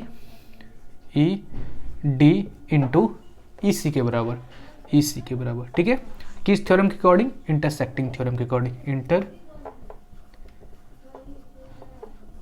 इंटरसेक्टिंग थ्योरम क्लियर है। चलिए अब ऐसे वैल्यू पुट करते हैं, आंसर निकालते हैं, काफी इजी क्वेश्चन। तो EB कितना है आपका, यहाँ से यहाँ है 3, यहाँ से यहाँ है 5, तो 5 + 3 8 इंटू EA कितना है 3 इक्वल टू ED कितना है देखिए, तो E इंटू D, तो ED तो पूरा नहीं है, यहाँ से यहाँ है आपका 2, तो 2 प्लस यहाँ से कितना है CD, तो CD निकालते हैं, ठीक है। चलिए इंटू EC कितना है, EC है 2, और यहाँ पे कितना होगा 8 3 = 24, और 2 इधर मल्टीप्लाई तो उधर डिवाइड हो जाएगा, इक्वल टू 2 + CD, ओके। यहाँ से देखिए 2 1 = 2 2 = 4 12, तो यहाँ से 12 इक्वल टू 2 + CD आ गया, 2 + CD, और CD क्या आ जाएगा आपका, CD = 12, इधर है तो इधर 2 माइनस करेंगे तो कितना होगा 12 - 2 10, तो 10 यूनिट क्या होगा सेंटीमीटर, क्लियर है। चलिए अब इसको देख लेते हैं 5 का 2 नंबर को। सो चलिए 5 का 2 नंबर देखते हैं। तो क्वेश्चन है कि line AB is perpendicular to CD, coordinate BC and D are respectively 4, 0, 0, -1 and 4, 3, okay. चलिए तो क्वेश्चन यहाँ पे कुछ ऐसा है आपका, यहाँ पे क्या दिया है कि आपका जो AB लाइन है और CD जो लाइन है वो इंटरसेक्ट कर रहा है, और वो परपेंडिकुलरली इंटरसेक्ट कर रहा है, मतलब 90 डिग्री बना रहा है, ओके। और यहाँ पे कोऑर्डिनेट दिया है आपका, C का कोऑर्डिनेट दिया है 0, -1, D का कोऑर्डिनेट दिया है 4, 3 एंड B का कोऑर्डिनेट दिया है 4, 0, ओके। तो क्वेश्चन क्या फाइंड करने बोल रहा है आपको, तो क्वेश्चन यहाँ पे फाइंड करने बोल रहा है कि 1 नंबर है slope of CD, 1 number, okay. 5 का 1 नंबर स्लोप ऑफ CD का स्लोप फाइंड करने बोल रहा है, ठीक है, स्लोप ऑफ CD। तो कौन सा फॉर्मूला यूज करेंगे स्लोप फाइंड करने के लिए, आपको यहाँ पे दिख रहा है कि 2 पॉइंट दिया हुआ है, ठीक है। तो 2 पॉइंट के हेल्प से हम लोग स्लोप कैसे निकालेंगे, एक फॉर्मूला आपको पता होगा कि y1 - y2 / x1 minus x2, ठीक है। चाहे आप इसको y2 minus y1 bye x2 minus x1 भी लिख सकते हैं, कोई दिक्कत नहीं, दोनों फॉर्मूला सेम ही है, ठीक है। अब बस वैल्यू पुट करते हैं। 2 पॉइंट कौन सा है आपका, ये दोनों पॉइंट है, तो इसको मान लिए x1, इसको मान लिए y1, इसको x2, इसको y2, ठीक है। CD का हम लोग क्या निकाल रहे हैं, स्लोप निकाल रहे हैं। ओके चलिए, अब यहाँ से y1 कितना है, y1 है -1 और माइनस y2 कितना है 3 है। ओके, अब यहाँ से देखिए x1 कितना है, x1 है 0 और x2 कितना है, वो है 4। तो आंसर कितना निकल जाएगा आपका, आंसर निकल जाएगा -3 -1 -4 और यहाँ से -4 नीचे, तो कितना आ गया आपका 1। क्लियर है। चलिए सो 5 का 2 नंबर देखते हैं। तो 5 का 2 नंबर क्वेश्चन यहाँ पे ये है कि इक्वेशन ऑफ ए बी, आपको यहाँ पे ए बी लाइन का इक्वेशन फाइंड करना है, ठीक है। लेकिन बस आपको यहाँ पे क्या दिया, एक कोऑर्डिनेट दिया है b 4,0, ठीक है। लेकिन इस कोऑर्डिनेट के हेल्प से तो हम लोग इक्वेशन नहीं निकाल सकते हैं, तो कम से कम अगर हमको एक स्लोप मिल गया, एक पॉइंट और एक स्लोप मिल गया, तो वहाँ से हम लोग इक्वेशन बता सकते हैं, ठीक है। तो चलिए अब क्या करते हैं, हम लोग यहाँ से स्लोप निकालने की कोशिश करते हैं इस लाइन का। तो इस लाइन में कैसे निकालेंगे, सबसे देखिए यहाँ पे CD लाइन का जो स्लोप है ना, वो आपके पास है, कितना है 1 है। तो आपको पता है कि दो लाइन अगर परपेंडिकुलर होता है ना, दो लाइन अगर परपेंडिकुलर होता है तो दोनों लाइन के बीच में स्लोप का जो रिलेशन होता है वो होता है, अगर मान लीजिए इस लाइन का स्लोप है m1, ठीक है ना, m1, इसका स्लोप है m2, तो दोनों के बीच में जो रिलेशन होगा स्लोप के बीच में वो होता है -1, m1 into m2 equal to -1। अब m1 कितना है आपके पास, m1 मतलब इस लाइन का स्लोप वो है 1, ठीक है। तो देयरफॉर यहाँ से m2 जो होगा आपका -1/1 which is equal to -1। Okay, तो यहाँ से m2 लाइन का जो स्लोप निकल गया वो कितना निकल गया, -1। पॉइंट और स्लोप के हेल्प से इक्वेशन कैसे निकालते हैं, कौन सा फॉर्मूला का यूज़ करेंगे, वो फॉर्मूला यूज़ करेंगे y minus y1 equal to mx minus x1, ठीक है। पॉइंट और स्लोप के हेल्प से अगर आपको इक्वेशन निकालना है तो इस फॉर्मूला का यूज़ करना है, ठीक है। एक्चुअली 3 फॉर्मूला होता है इक्वेशन निकालने का। फर्स्ट फॉर्मूला जो होता है y equal to mx plus c होता है, ये वाला कहाँ पे यूज़ करते हैं, अगर आपके पास m है मतलब स्लोप है और y इंटरसेप्ट है, तो ये वाला फॉर्मूला यूज़ कीजिएगा इक्वेशन निकालने के लिए लाइन का। दूसरा फॉर्मूला होता है ये वाला y minus y1 equal to mx minus x1, copy के बगल में लिख लीजिए, ठीक है। ये वाला फॉर्मूला कहाँ पे यूज़ होता है, जहाँ पे मेरे पास एक पॉइंट हो और एक स्लोप हो, तो ये वाला फॉर्मूला यूज़ करेंगे। तीसरा फॉर्मूला क्या होता है, अगर आपके पास 2 पॉइंट हो तो y minus y1 equal to y1 minus y2 by x1 minus x2, ठीक है। y1 minus y1 equal to y1 minus y2 by x1 minus x2 into x minus x1, ठीक है। ये फॉर्मूला होता है, 3 फॉर्मूला इक्वेशन निकालने का कोई भी लाइन का। तो यहाँ पे ये फॉर्मूला यूज़ किए हैं क्योंकि यहाँ पे मेरे पास स्लोप है और पॉइंट है। तो देखिए, तो y माइनस y1, तो ये हो गया आपका y1, ये हो गया आपका x1, तो यहाँ पे होगा 0 इक्वल टू m कितना है स्लोप -1, तो x minus x1 x minus x1 कितना है 4। क्लियर है। तो यहाँ से क्या होगा y equal to -x plus 4, तो y plus x equal to 4 आ गया आपका आंसर। जल्दी से नोट डाउन कर लीजिए, उसका देखते हैं हम नेक्स्ट क्वेश्चन। तो चलिए 5 का थर्ड देखते हैं। तो यहाँ पे ट्रिग्नोमेट्री क्वेश्चन आ गया आपका, चलिए सॉल्व करते हैं। तो इसको यहाँ पे प्रूव करना है कि 1 प्लस साइन थीटा का whole square plus 1 minus sine theta का whole square by 2 cos square theta equal to sec square theta plus tan square theta. Okay चलिए, तो ये ट्रिग्नोमेट्री क्वेश्चन है। ट्रिग्नोमेट्री बहुतों को परेशान करता है, ठीक है, लेकिन ये एक ऐसा चैप्टर है जिसको आप प्रैक्टिस करके ही बना सकते हैं, ठीक है। बार बार प्रैक्टिस करना पड़ेगा आपको, तभी जाके समझ में आएगा। ओके, तो पहला स्टेप कैसे करते हैं, पहले हमको ब्रेक करने के लिए सीखना है, ठीक है। अगर आप ब्रेक करते जाओगे तो आपको कुछ ना कुछ आइडिया मिलती जाएगी कैसे आगे बनेगा। तो कुछ नहीं समझ में आ रहा तो पहले ब्रेक करो इसको, ठीक है। तो अच्छे साइड लेते हैं इसको, ठीक है। तो 1 प्लस साइन थीटा का whole square plus 1 minus sine theta का whole square by 2 cos square theta, ठीक है। अब क्या करते हैं कोशिश, यहाँ पे हम लोग ब्रेक करते हैं, ठीक है इसको। तो यहाँ पे कैसे ब्रेक करेंगे, आपको फॉर्मूला पता होगा कि a plus B whole square का फॉर्मूला क्या होता है, a plus B whole square का ये होता है a square plus B square plus 2ab, ठीक है। ऐसे ब्रेक करेंगे। कोई कैसे ब्रेक कर देता है कि 1 का स्क्वायर लिख देता है, साइन का स्क्वायर थीटा लिख देता है, ठीक है। तो ऐसे नहीं लिखना है, ऐसे आपको ब्रेक करना है, ठीक है। तो यहाँ पे देखिए, तो यहाँ पे हो जाएगा आपका 1 का स्क्वायर 1 प्लस 2 इंटू ए इंटू बी, तो यहाँ जाएगा sine theta, 2 sign theta plus sine square theta, sign square theta, ठीक है, इस फॉर्मूला के अकॉर्डिंग।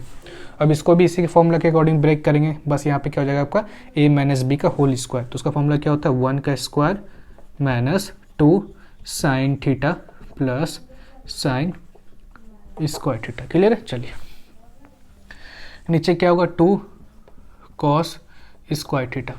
अब यहाँ पे देखिए 2 sine theta minus 2 sine theta गया।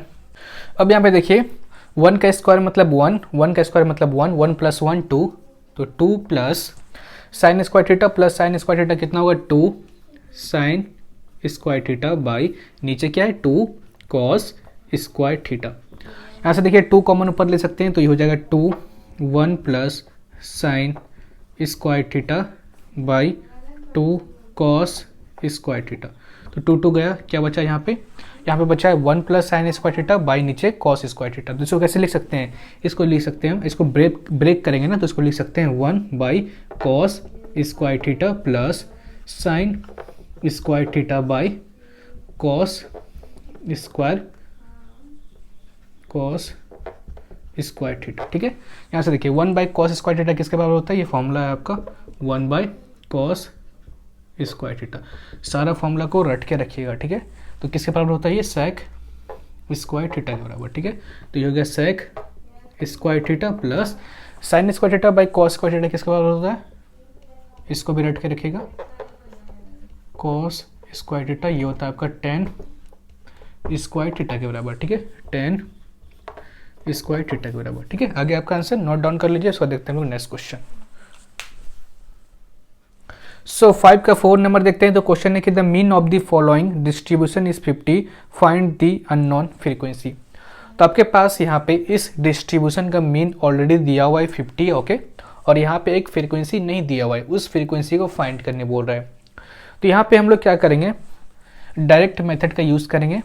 डायरेक्ट मेथड आपका क्या था, मीन इज इक्वल टू, या ए लिख सकते हैं आप, A is equal to summation of X I into F I by summation of F I, ठीक है। ये डायरेक्ट मेथड था मीन निकालने का, तो इसी का यहाँ पे यूज़ करने वाले हैं। तो यहाँ पे पहले एक्स आई निकालते थे, ठीक है। एक्स आई क्या था आपका, एक्स आई था क्लास मार्क।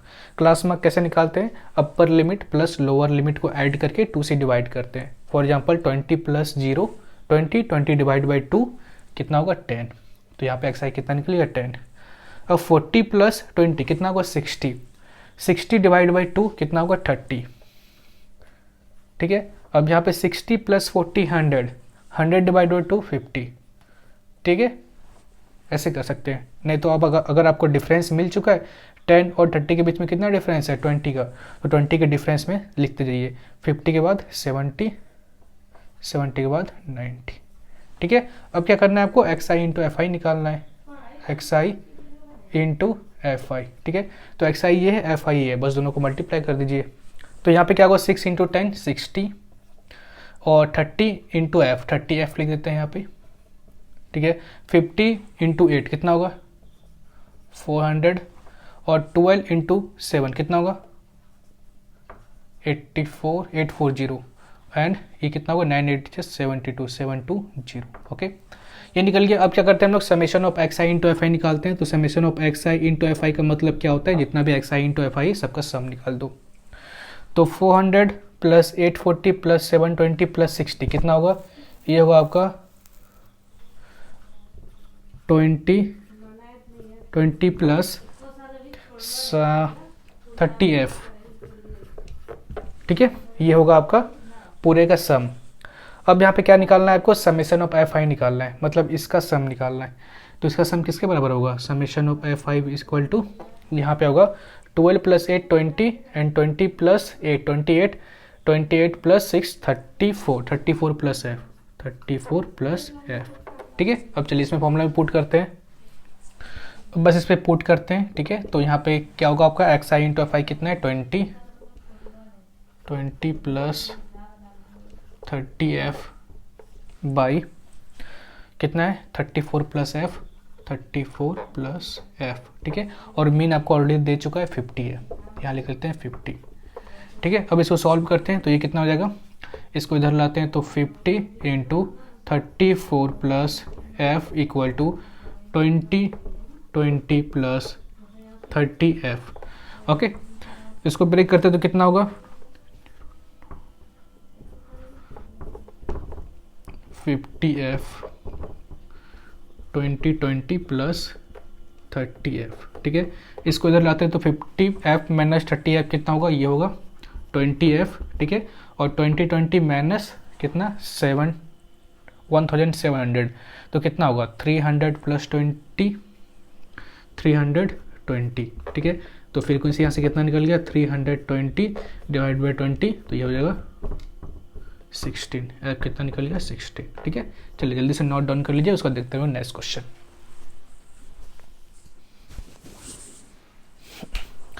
सो चलिए 6 का 1 देखते हैं। यहाँ पे ट्रिग्नोमेट्री क्वेश्चन आ गया आपका, तो इसको चलिए सॉल्व करते हैं। यहाँ पे आपको प्रूव करना है कि 1 plus tan square theta by 1 plus sec theta equal to sec theta के बराबर है। चलिए एलएचएस लेते हैं। यहाँ पे क्या आपका 1 plus tan square theta by 1 plus sec theta के बारे में। ठीक है, चलिए आगे आपको एक फॉर्मूला पता होगा कि tan square theta equal to sec square theta minus 1 के बराबर होता है। ठीक है, ये फॉर्मूला है और सारे फॉर्मूला को याद करके रखिएगा, तभी आपका ट्रिग्नोमेट्रिक क्वेश्चन बनने वाला है। यहाँ पे क्या करेंगे 1 प्लस टेन स्क्वायर थीटा के बदले यहाँ पे लिखेंगे sec square theta minus 1 by 1 plus sec theta. ठीक है, यहाँ पे देखिए आगे आपको एक फॉर्मूला पता होगा कि A square minus B square के जो होता है वो होता है A plus B into A minus B के बराबर। ठीक है, ये फॉर्मूला है। तो इसी फॉर्मूला के अकॉर्डिंग यहाँ पे हम लोग क्या करेंगे, एक्चुअली यहाँ पे देखिए सेक स्क्वायर थीटा माइनस अगर 1 के ऊपर स्क्वायर लगा दे कोई दिक्कत, 1 का स्क्वायर भी 1 ही होता है। ठीक है, तो इस फॉर्मूला के अकॉर्डिंग यहाँ पे हम लोग लिखने वाले हैं कि सेक थीटा प्लस 1 और सेक थीटा माइनस 1।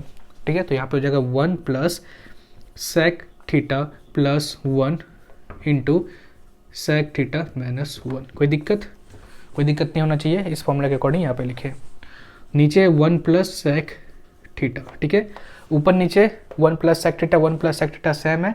ठीक है, यहाँ पे क्या है 1 प्लस सेक थीटा, बचा क्या है इधर सेक थीटा माइनस 1, तो प्लस 1 माइनस 1 गया, बचा क्या सेक थीटा। ठीक है, LHS इक्वल टू RHS आ गया आपको, तो प्रूव हो गया। चलिए नेक्स्ट क्वेश्चन देखते हैं।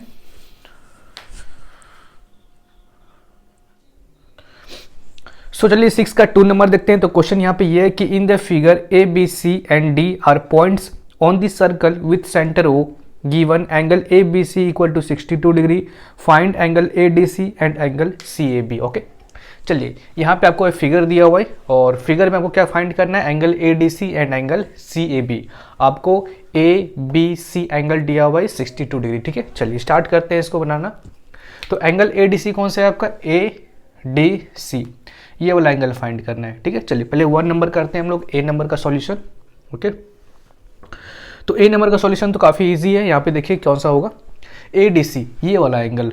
ओके, तो इस पॉइंट को देखिए और इस पॉइंट को देखिए। ठीक है, इसी 2 पॉइंट से आपका ये वाला भी एंगल बन रहा है सर्कमफेरेंस के ऊपर। ठीक है, और इसी 2 पॉइंट से ये वाला भी एंगल बन रहा है सी डी ए। ठीक है, और आपको पता है कि angle in same segment of circle are equal. अगर एंगल आपका सेम सेगमेंट में हो तो क्या होता है, इक्वल होता है। आपका ये थ्योरम है। ठीक है, तो डायरेक्ट यहाँ से लिख सकते हैं कि एंगल जो होगा आपका angle A B C is equal to angle C D A, angle C D A, या आप लिख सकते हैं A D C, angle A D C. Reason क्या लिखेंगे, angle in same segment of circle are equal, angle in same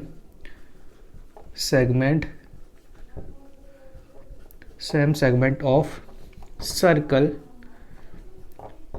are equal. Clear है, चलिए अब बी नंबर देखते हैं। इसमें फाइंड करना है angle C A B, cab C A B, ये वाला एंगल फाइंड करना है। तो ये वाला एंगल कैसे फाइंड करेंगे, तो चलिए, तो सबसे पहले यहाँ पे देखिए, हमको बताइए यहाँ पे कि ये वाला एंगल कितना होगा, ए सी बी, ये वाला एंगल कितना होगा। ये वाला एंगल क्या 90 डिग्री लिख सकते हैं। कैसे, आपका जो एंगल बी नंबर का सॉल्यूशन यहाँ से कर रहे हैं। ठीक है, आपका जो angle A C B angle A C B is equal to 90 degree होगा। कैसे, कोई बता सकता है कैसे? Angle in semicircle is 90 degree. आपका ए बी क्या है? डायमीटर है, ठीक है। और ए बी डायमीटर से अगर कोई भी एंगल बनाता है सर्कमफेरेंस के ऊपर तो वो होता है 90 डिग्री। ये आपका थ्योरम है कि angle in semicircle is 90 degree. Angle in semi circle, clear है। चलिए अब यहाँ पे देखिए, इन ट्रायंगल ए बी सी, ठीक है। ए बी सी ट्रायंगल में देखिए आपका जो angle A B C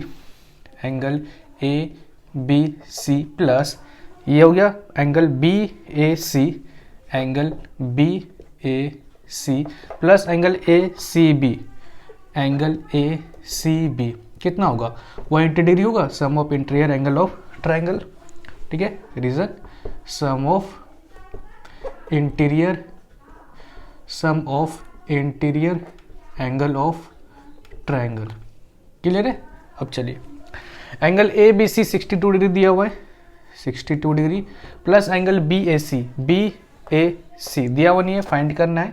angle B A C plus angle A C B 90 degree already हम लोग प्रूव कर चुके हैं ऊपर पे। 90 degree equal to 180 degree, okay. यहाँ से therefore angle B A C कितना होगा? 180 में 90 माइनस करेंगे तो 90, और 90 में हम लोग 62 माइनस करेंगे तो कितना होगा? 70, 80, 90, 28 डिग्री आ गया आपका आंसर।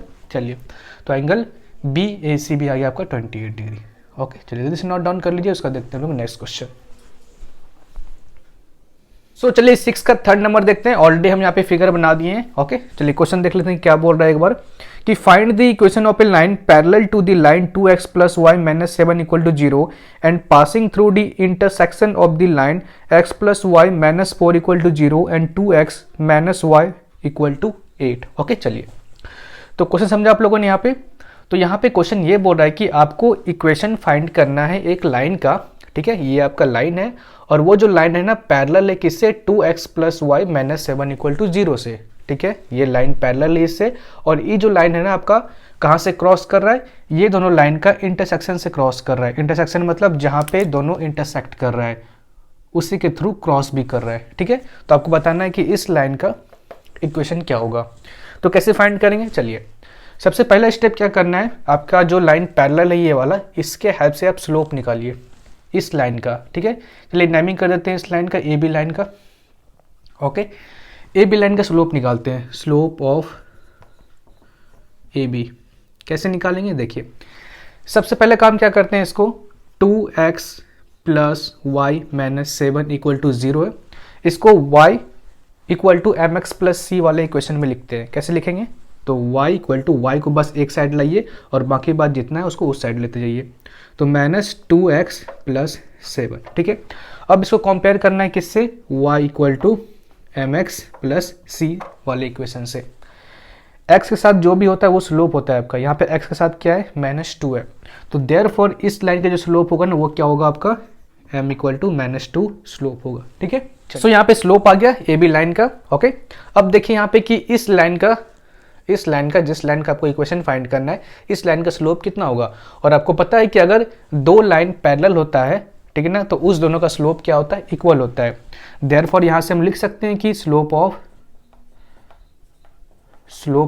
अगर हम इसको सी डी नाम दे देते हैं, ठीक है ना, C D, slope of C D is equal to -2, ठीक है। रीजन में क्या लिखेंगे? पैरेलल लाइन, ठीक है ना। ये आप पैरेलल लिख लीजिए कि A B is parallel to C D, A B is parallel to C D.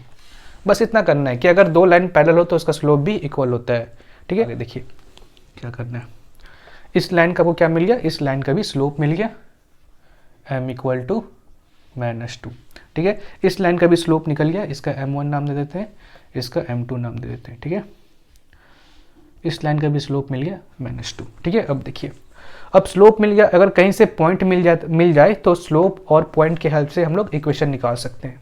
इस लाइन का, ठीक है। चलिए ये वाला पॉइंट कैसे निकालेंगे, अगर ये दोनों इक्वेशन को सॉल्व करते हैं ना एक साथ, तो वहाँ से इंटरसेक्शन पॉइंट निकल जाएगा, मतलब x और y निकालना है आपको यहाँ से, ठीक है। तो दो इक्वेशन कौन सा है आपके पास, एक है 2x minus y equal to 8, इसको 1 मान लेते हैं, और दूसरा है x plus y minus 4 equal to 0, इसको 2 मान लेते हैं। क्लियर है। चलिए अब दोनों को सॉल्व करेंगे, वहाँ से एक्स वाई निकालेंगे तो इंटरसेक्शन पॉइंट निकल जाएगा आपका। तो देखिए यहाँ पे साफ साफ दिख रहा है कि अगर हम लोग यहाँ पे प्लस वाई माइनस वाई अगर दोनों को ऐड करें तो plus y minus y cut जाएगा, वहाँ से आसानी से एक्स निकाल सकते हैं। तो एडिंग 1 एंड 2, ठीक है, 1 एंड 2। अब जैसे देखिए 2x minus y equal to 8 है, यहाँ से x प्लस वाई, इसको इस साइड लाते हैं तो क्या होगा 4, ठीक है। तो ये गया, बचा कितना 3x 8 प्लस 4 12, तो x इक्वल टू 3 4 जा 12, x कितना निकल गया 4 निकल गया। अब y निकालते हैं, y किसी x को किसी एक में पुट कर दीजिए इक्वेशन में, तो वहाँ से y निकल जाएगा। तो पुटिंग किसी एक में पुट कर सकते हैं, पुटिंग x इन 1, चलिए 1 में ही पुट कर देते हैं। तो यहाँ पे इक्वेशन है 2x minus y equal to 8, x का वैल्यू इसमें पुट करेंगे तो कितना होगा 4 2 जा 8 माइनस वाई इक्वल टू 0, तो माइनस वाई इक्वल टू 0 और लिख सकते हो y इक्वल टू 0, ठीक है। तो यहाँ से इंटरसेक्शन पॉइंट क्या निकल गया आपका, वो जो निकल गया ये वाला पॉइंट 4,0, 4,0, ठीक है। अब देखें यहाँ पे, अब पॉइंट और स्लोप के हेल्प से हम लोग इक्वेशन ऑफ लाइन निकालेंगे इसका, ठीक है। तो कौन सा इक्वेशन यहाँ पे लगाएंगे, y minus y one equal to m x minus x1, ठीक है। कहीं भी आपको अगर पॉइंट और स्लोप के हेल्प से इक्वेशन निकालना है तो ये वाला लगाइएगा इक्वेशन, ठीक है। यहाँ से देखिए y माइनस वाई वन क्या है आपके पास, यहाँ पे ये हो गया y1, ये हो गया x1, ठीक है। तो y1 क्या है 0 है, m कितना है -2 है, x माइनस x1 क्या है यहाँ पे 4 है, तो y इक्वल टू -2x और यहाँ पे कितना होगा -2 इंटू 4 प्लस 8, ठीक है। तो यहाँ से इक्वेशन बन गया आपका y plus 2x equal to 8। Okay, चलिए हो गया सॉल्यूशन, जल्दी से नोट डाउन कर लीजिए, उसका देखते हैं लोग नेक्स्ट क्वेश्चन। नंबर 6 का 4 देखते हैं और ये है आपका लास्ट क्वेश्चन, और इसमें बोल रहा है क्वेश्चन की marks obtain by 40 student in an examination are given below. यहाँ पे मार्क्स और नंबर ऑफ स्टूडेंट का आपको टेबल दिया हुआ है, और बोल रहा है using graph paper draw an ओजाइब to estimate the median marks, take 2 centimetre equal to 10 marks along the x axis and 2 centimetre equal to 5 student along the other axis. तो सबसे पहले काम क्या करना है, आपको ग्राफ बनाना है, और यहाँ पे क्वेश्चन बोल रहा है कि x एक्सिस पे आपको 2 सेंटीमीटर इक्वल टू 10 मार्क्स करना है, और y एक्सिस पे 2 centimetre equal to 5 student marks करना है। इसका मतलब क्या है कि 2 सेंटीमीटर पे 10 लिखना है आपको। तो यहाँ पे देखिए 1 बॉक्स होता है 1 सेंटीमीटर के बराबर, तो 2 बॉक्स होगा 2 सेंटीमीटर के बराबर। ओके, तो यहाँ से यहाँ आपको 10 मार्क्स करना है, 2 सेंटीमीटर पे 10 मार्क्स, फिर 2 का बॉक्स गैप में फिर 20, फिर 2 बॉक्स गैप कीजिए फिर 30, फिर 2 बॉक्स गैप कीजिए 40। सेम यहाँ पे आपको क्या बोल रहा था, y एक्सिस पे 2 सेंटीमीटर इक्वल टू 5 स्टूडेंट, तो यहाँ पे 2 बॉक्स का गैप में 5 लिखना है, 2 बॉक्स के गैप में 10 लिखना है, 2 बॉक्स के गैप में 15, 5 का गैप करते जाना है, ठीक है। अब देखिए यहाँ पे थोड़ा सा हम लोग टेबल पे आते हैं, तो टेबल में सबसे पहला काम क्या करना है आपको, यहाँ पे क्यूमुलेटिव फ्रीक्वेंसी निकालना है। तो क्यूमुलेटिव फ्रीक्वेंसी तो आपको निकालने आता होगा, क्या करते हैं हम लोग फ्रीक्वेंसी को बस ऐड करते जाते हैं और हम लोग क्या करते हैं उससे आंसर निकाल लेते हैं। तो चलिए क्यूमुलेटिव फ्रीक्वेंसी निकालना स्टार्ट करते हैं यहाँ पे। तो पहला कितना होगा 3, उसके बाद क्या करना है ऐड करते जाना है, ठीक है। ऐड चाहे आप दिखा भी सकते हैं या नहीं भी दिखा सकते हैं। तो नेक्स्ट फ्रीक्वेंसी जो है उसे ऐड करना है, तो 8 + 3 11, ठीक है। उसके बाद नेक्स्ट फ्रीक्वेंसी कौन सा है 14, तो 11 + 14 कितना होगा 25, तो 25 प्लस नेक्स्ट फ्रीक्वेंसी कितना है 9, तो 25 + 9 कितना होगा 34, 34 प्लस नेक्स्ट फ्रीक्वेंसी कितना है 4, तो 30 + 4 38। ओके, अब यहाँ पे देखिए 38 + 2 कितना होगा 40, क्यूमुलेटिव फ्रीक्वेंसी आ गया। एंड क्यूमुलेटिव फ्रीक्वेंसी आने के बाद यहाँ पे आपको क्या करना है, पॉइंट को प्लॉट करेंगे ग्राफ के ऊपर, लेकिन उसके पहले देखते हैं पॉइंट कौन सा है। तो पॉइंट कैसे फाइंड करना है, तो सबसे पहले क्या करना है आपको, जो भी आपका क्लास इंटरवल है उसका अपर लिमिट जो है वो x है, और जो क्यूमुलेटिव फ्रीक्वेंसी है वो है आपका y। तो यहाँ पे पॉइंट बन जाएगा आपका 20 और 3, ठीक है, ये है x और ये है y। सेम दूसरे पे जाइए, तो इसका जो अपर लिमिट है वो 30, वो है आपका x, और इसका क्यूमुलेटिव फ्रीक्वेंसी जो है वो होगा आपका y, सेम इसमें भी करना है, ये 40 और ये है 25, ये 50, ये 34, यहाँ पे 60 एंड यहाँ पे 38, यहाँ पे 70 एंड यहाँ पे 40। क्लियर है? तो सारा पॉइंट निकल चुका है। अब क्या करते हैं, पॉइंट को मेंशन करते हैं। तो मेंशन कैसे करना है, 20,3 फर्स्ट पॉइंट है आपको यहाँ पे। तो 20,3 कहाँ पे होगा, तो एक्स एक्सिस पे 20 यहाँ पे और 3 कहाँ पे लेंगे, तो यहाँ से यहाँ 5, यहाँ से यहाँ 5 मतलब 1 सेंटीमीटर और 2 सेंटीमीटर, 2 सेंटीमीटर पे मार्क किए 5 स्टूडेंट। ठीक है, और आपको पता है कि 1 सेंटीमीटर जो होता है 10 mm के बराबर होता है। इसका मतलब यहाँ से यहाँ कितना होगा, 20 mm के बराबर। मतलब यहाँ पे हम लोग रफ कैलकुलेशन करते हैं। ठीक है, चलिए यहाँ पे 5 स्टूडेंट को 20 mm के ऊपर रखें। क्लियर है, 5 स्टूडेंट को 20 mm के ऊपर रखें। इसका मतलब यहाँ पे हम लोग अगर डिवाइड करें तो 1 स्टूडेंट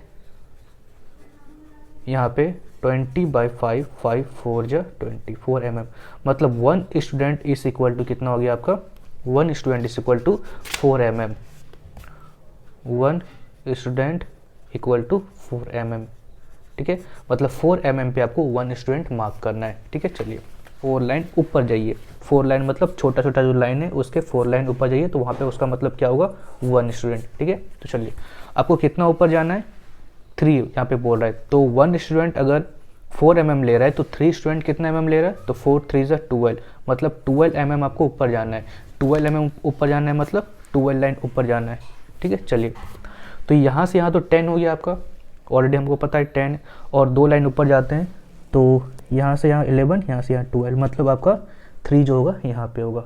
ओके, क्लियर है? चलिए तो पॉइंट कौन सा मेंशन करना था, 20 और 3, तो ये हो गया 20 और ये हो गया आपका यहाँ पे 3। क्लियर है? तो यहाँ पे पॉइंट को हम लोग क्या करते हैं, 20,3 लिख देते हैं। ओके, सो नेक्स्ट पॉइंट देखते हैं। तो नेक्स्ट है आपका 30,11। 30,11 मतलब एक्स पे आपको 30 लेना है और वाई पे 11 लेना है। तो वाई पे 11 कहाँ पे लेंगे, तो आपको साफ साफ दिख रहा है कि यहाँ पे है 10। ठीक है, 11 कहाँ पे लेंगे, आपको पता है यहाँ पे हम लोग सॉल्व किए हैं कि 1 स्टूडेंट इक्वल टू 4 mm, मतलब 4 mm ऊपर जाइए तो हो जाएगा आपका 11। 10 से 4 mm ऊपर जाना है, तो ये हो गया आपका 1 2 3 एंड 4, ये हो गया आपका क्या, 11। ठीक है, तो ये पॉइंट को हम लोग सर्कल किए और ये पॉइंट हो गया आपका 30,11। 30,11 क्लियर है? चलिए नेक्स्ट पॉइंट को देखते हैं, 40,25। तो यहाँ पे है 40 और यहाँ पे 25, तो ये तो आपका इजी है। 25 आपका यहाँ पे और 40 यहाँ पे, 40,25। सो नेक्स्ट पॉइंट क्या है आपका, 50,34। तो 50 एक्स एक्सिस पे यहाँ पे है एंड 34 लेना है, लेकिन 30 आपका यहाँ पे है, मतलब 30 नंबर ऑफ स्टूडेंट यहाँ पे है और 4 स्टूडेंट को इंडिकेट करना है। तो आपको पता है यहाँ पे कि 1 स्टूडेंट इक्वल टू 4 mm है, इसका मतलब 4 स्टूडेंट जो आपको और एक्स्ट्रा लेना है, तो 4 × 4 करेंगे तो 16 mm, मतलब आपको 16 mm ऊपर जाना है 30 से। ओके, 30 से अगर हम लोग 16 mm ऊपर गए तो कहाँ पे होगा, यहाँ तो हो गया 10 mm, यहाँ से 1 सेंटीमीटर इक्वल टू 10 mm, इससे हम लोग 6 mm और ऊपर जाना है। तो यहाँ से 1 2 3 4 5 6 यहाँ पे होगा आपका पॉइंट। ठीक है, समझ गए आप लोग?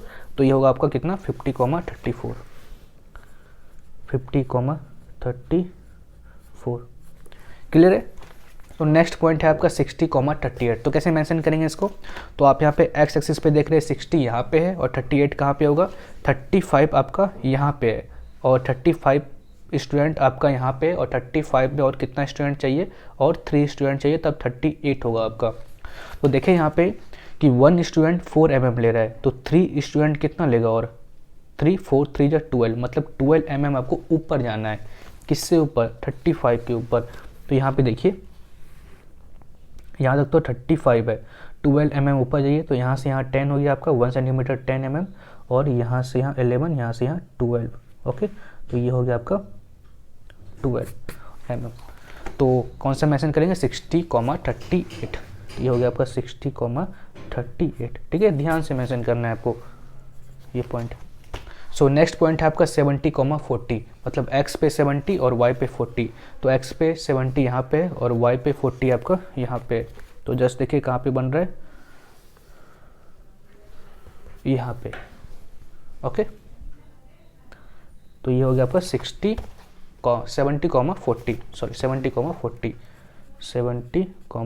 40 क्लियर है। चलिए, तो सारा पॉइंट को प्लॉट कर दिए।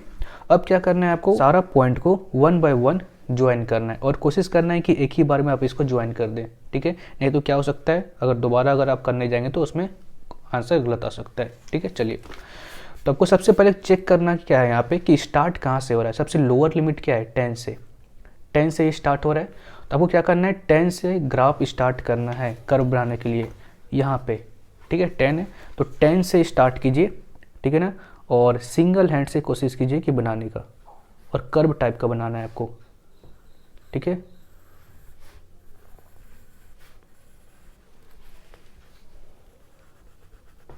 तो बन चुका है ये, ठीक है। सारा पॉइंट को ज्वाइन कर दिए। अब देखिए, अब क्या करना है आपको, यहाँ पे मेन पॉइंट जो है आपका, यहाँ से मीडियन निकालना है, मीडियन निकालना है।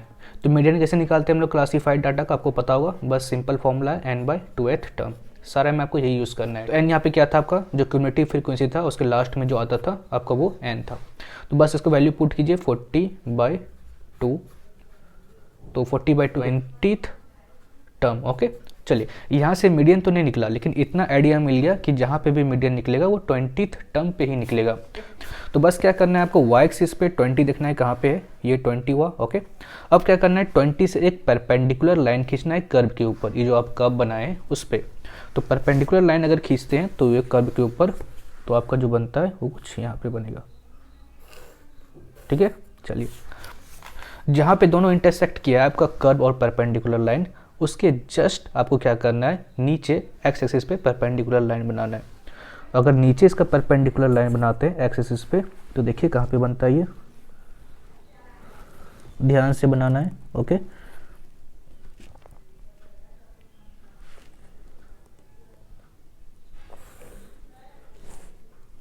सो देखिए, तो कहाँ पे इंटरसेक्ट किया, ये हो गया आपका 35, 36, 37, ओके।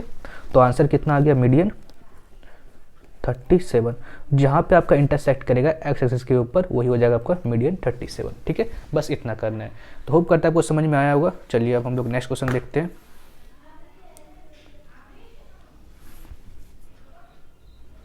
सो फाइनली हम लोग ने 2022 का सॉल्यूशन कंप्लीट कर लिया है। तो होप करते हैं आप पूरा एंजॉय किए होंगे। एंड अभी भी कुछ डाउट होगा तो नीचे कमेंट कीजिएगा।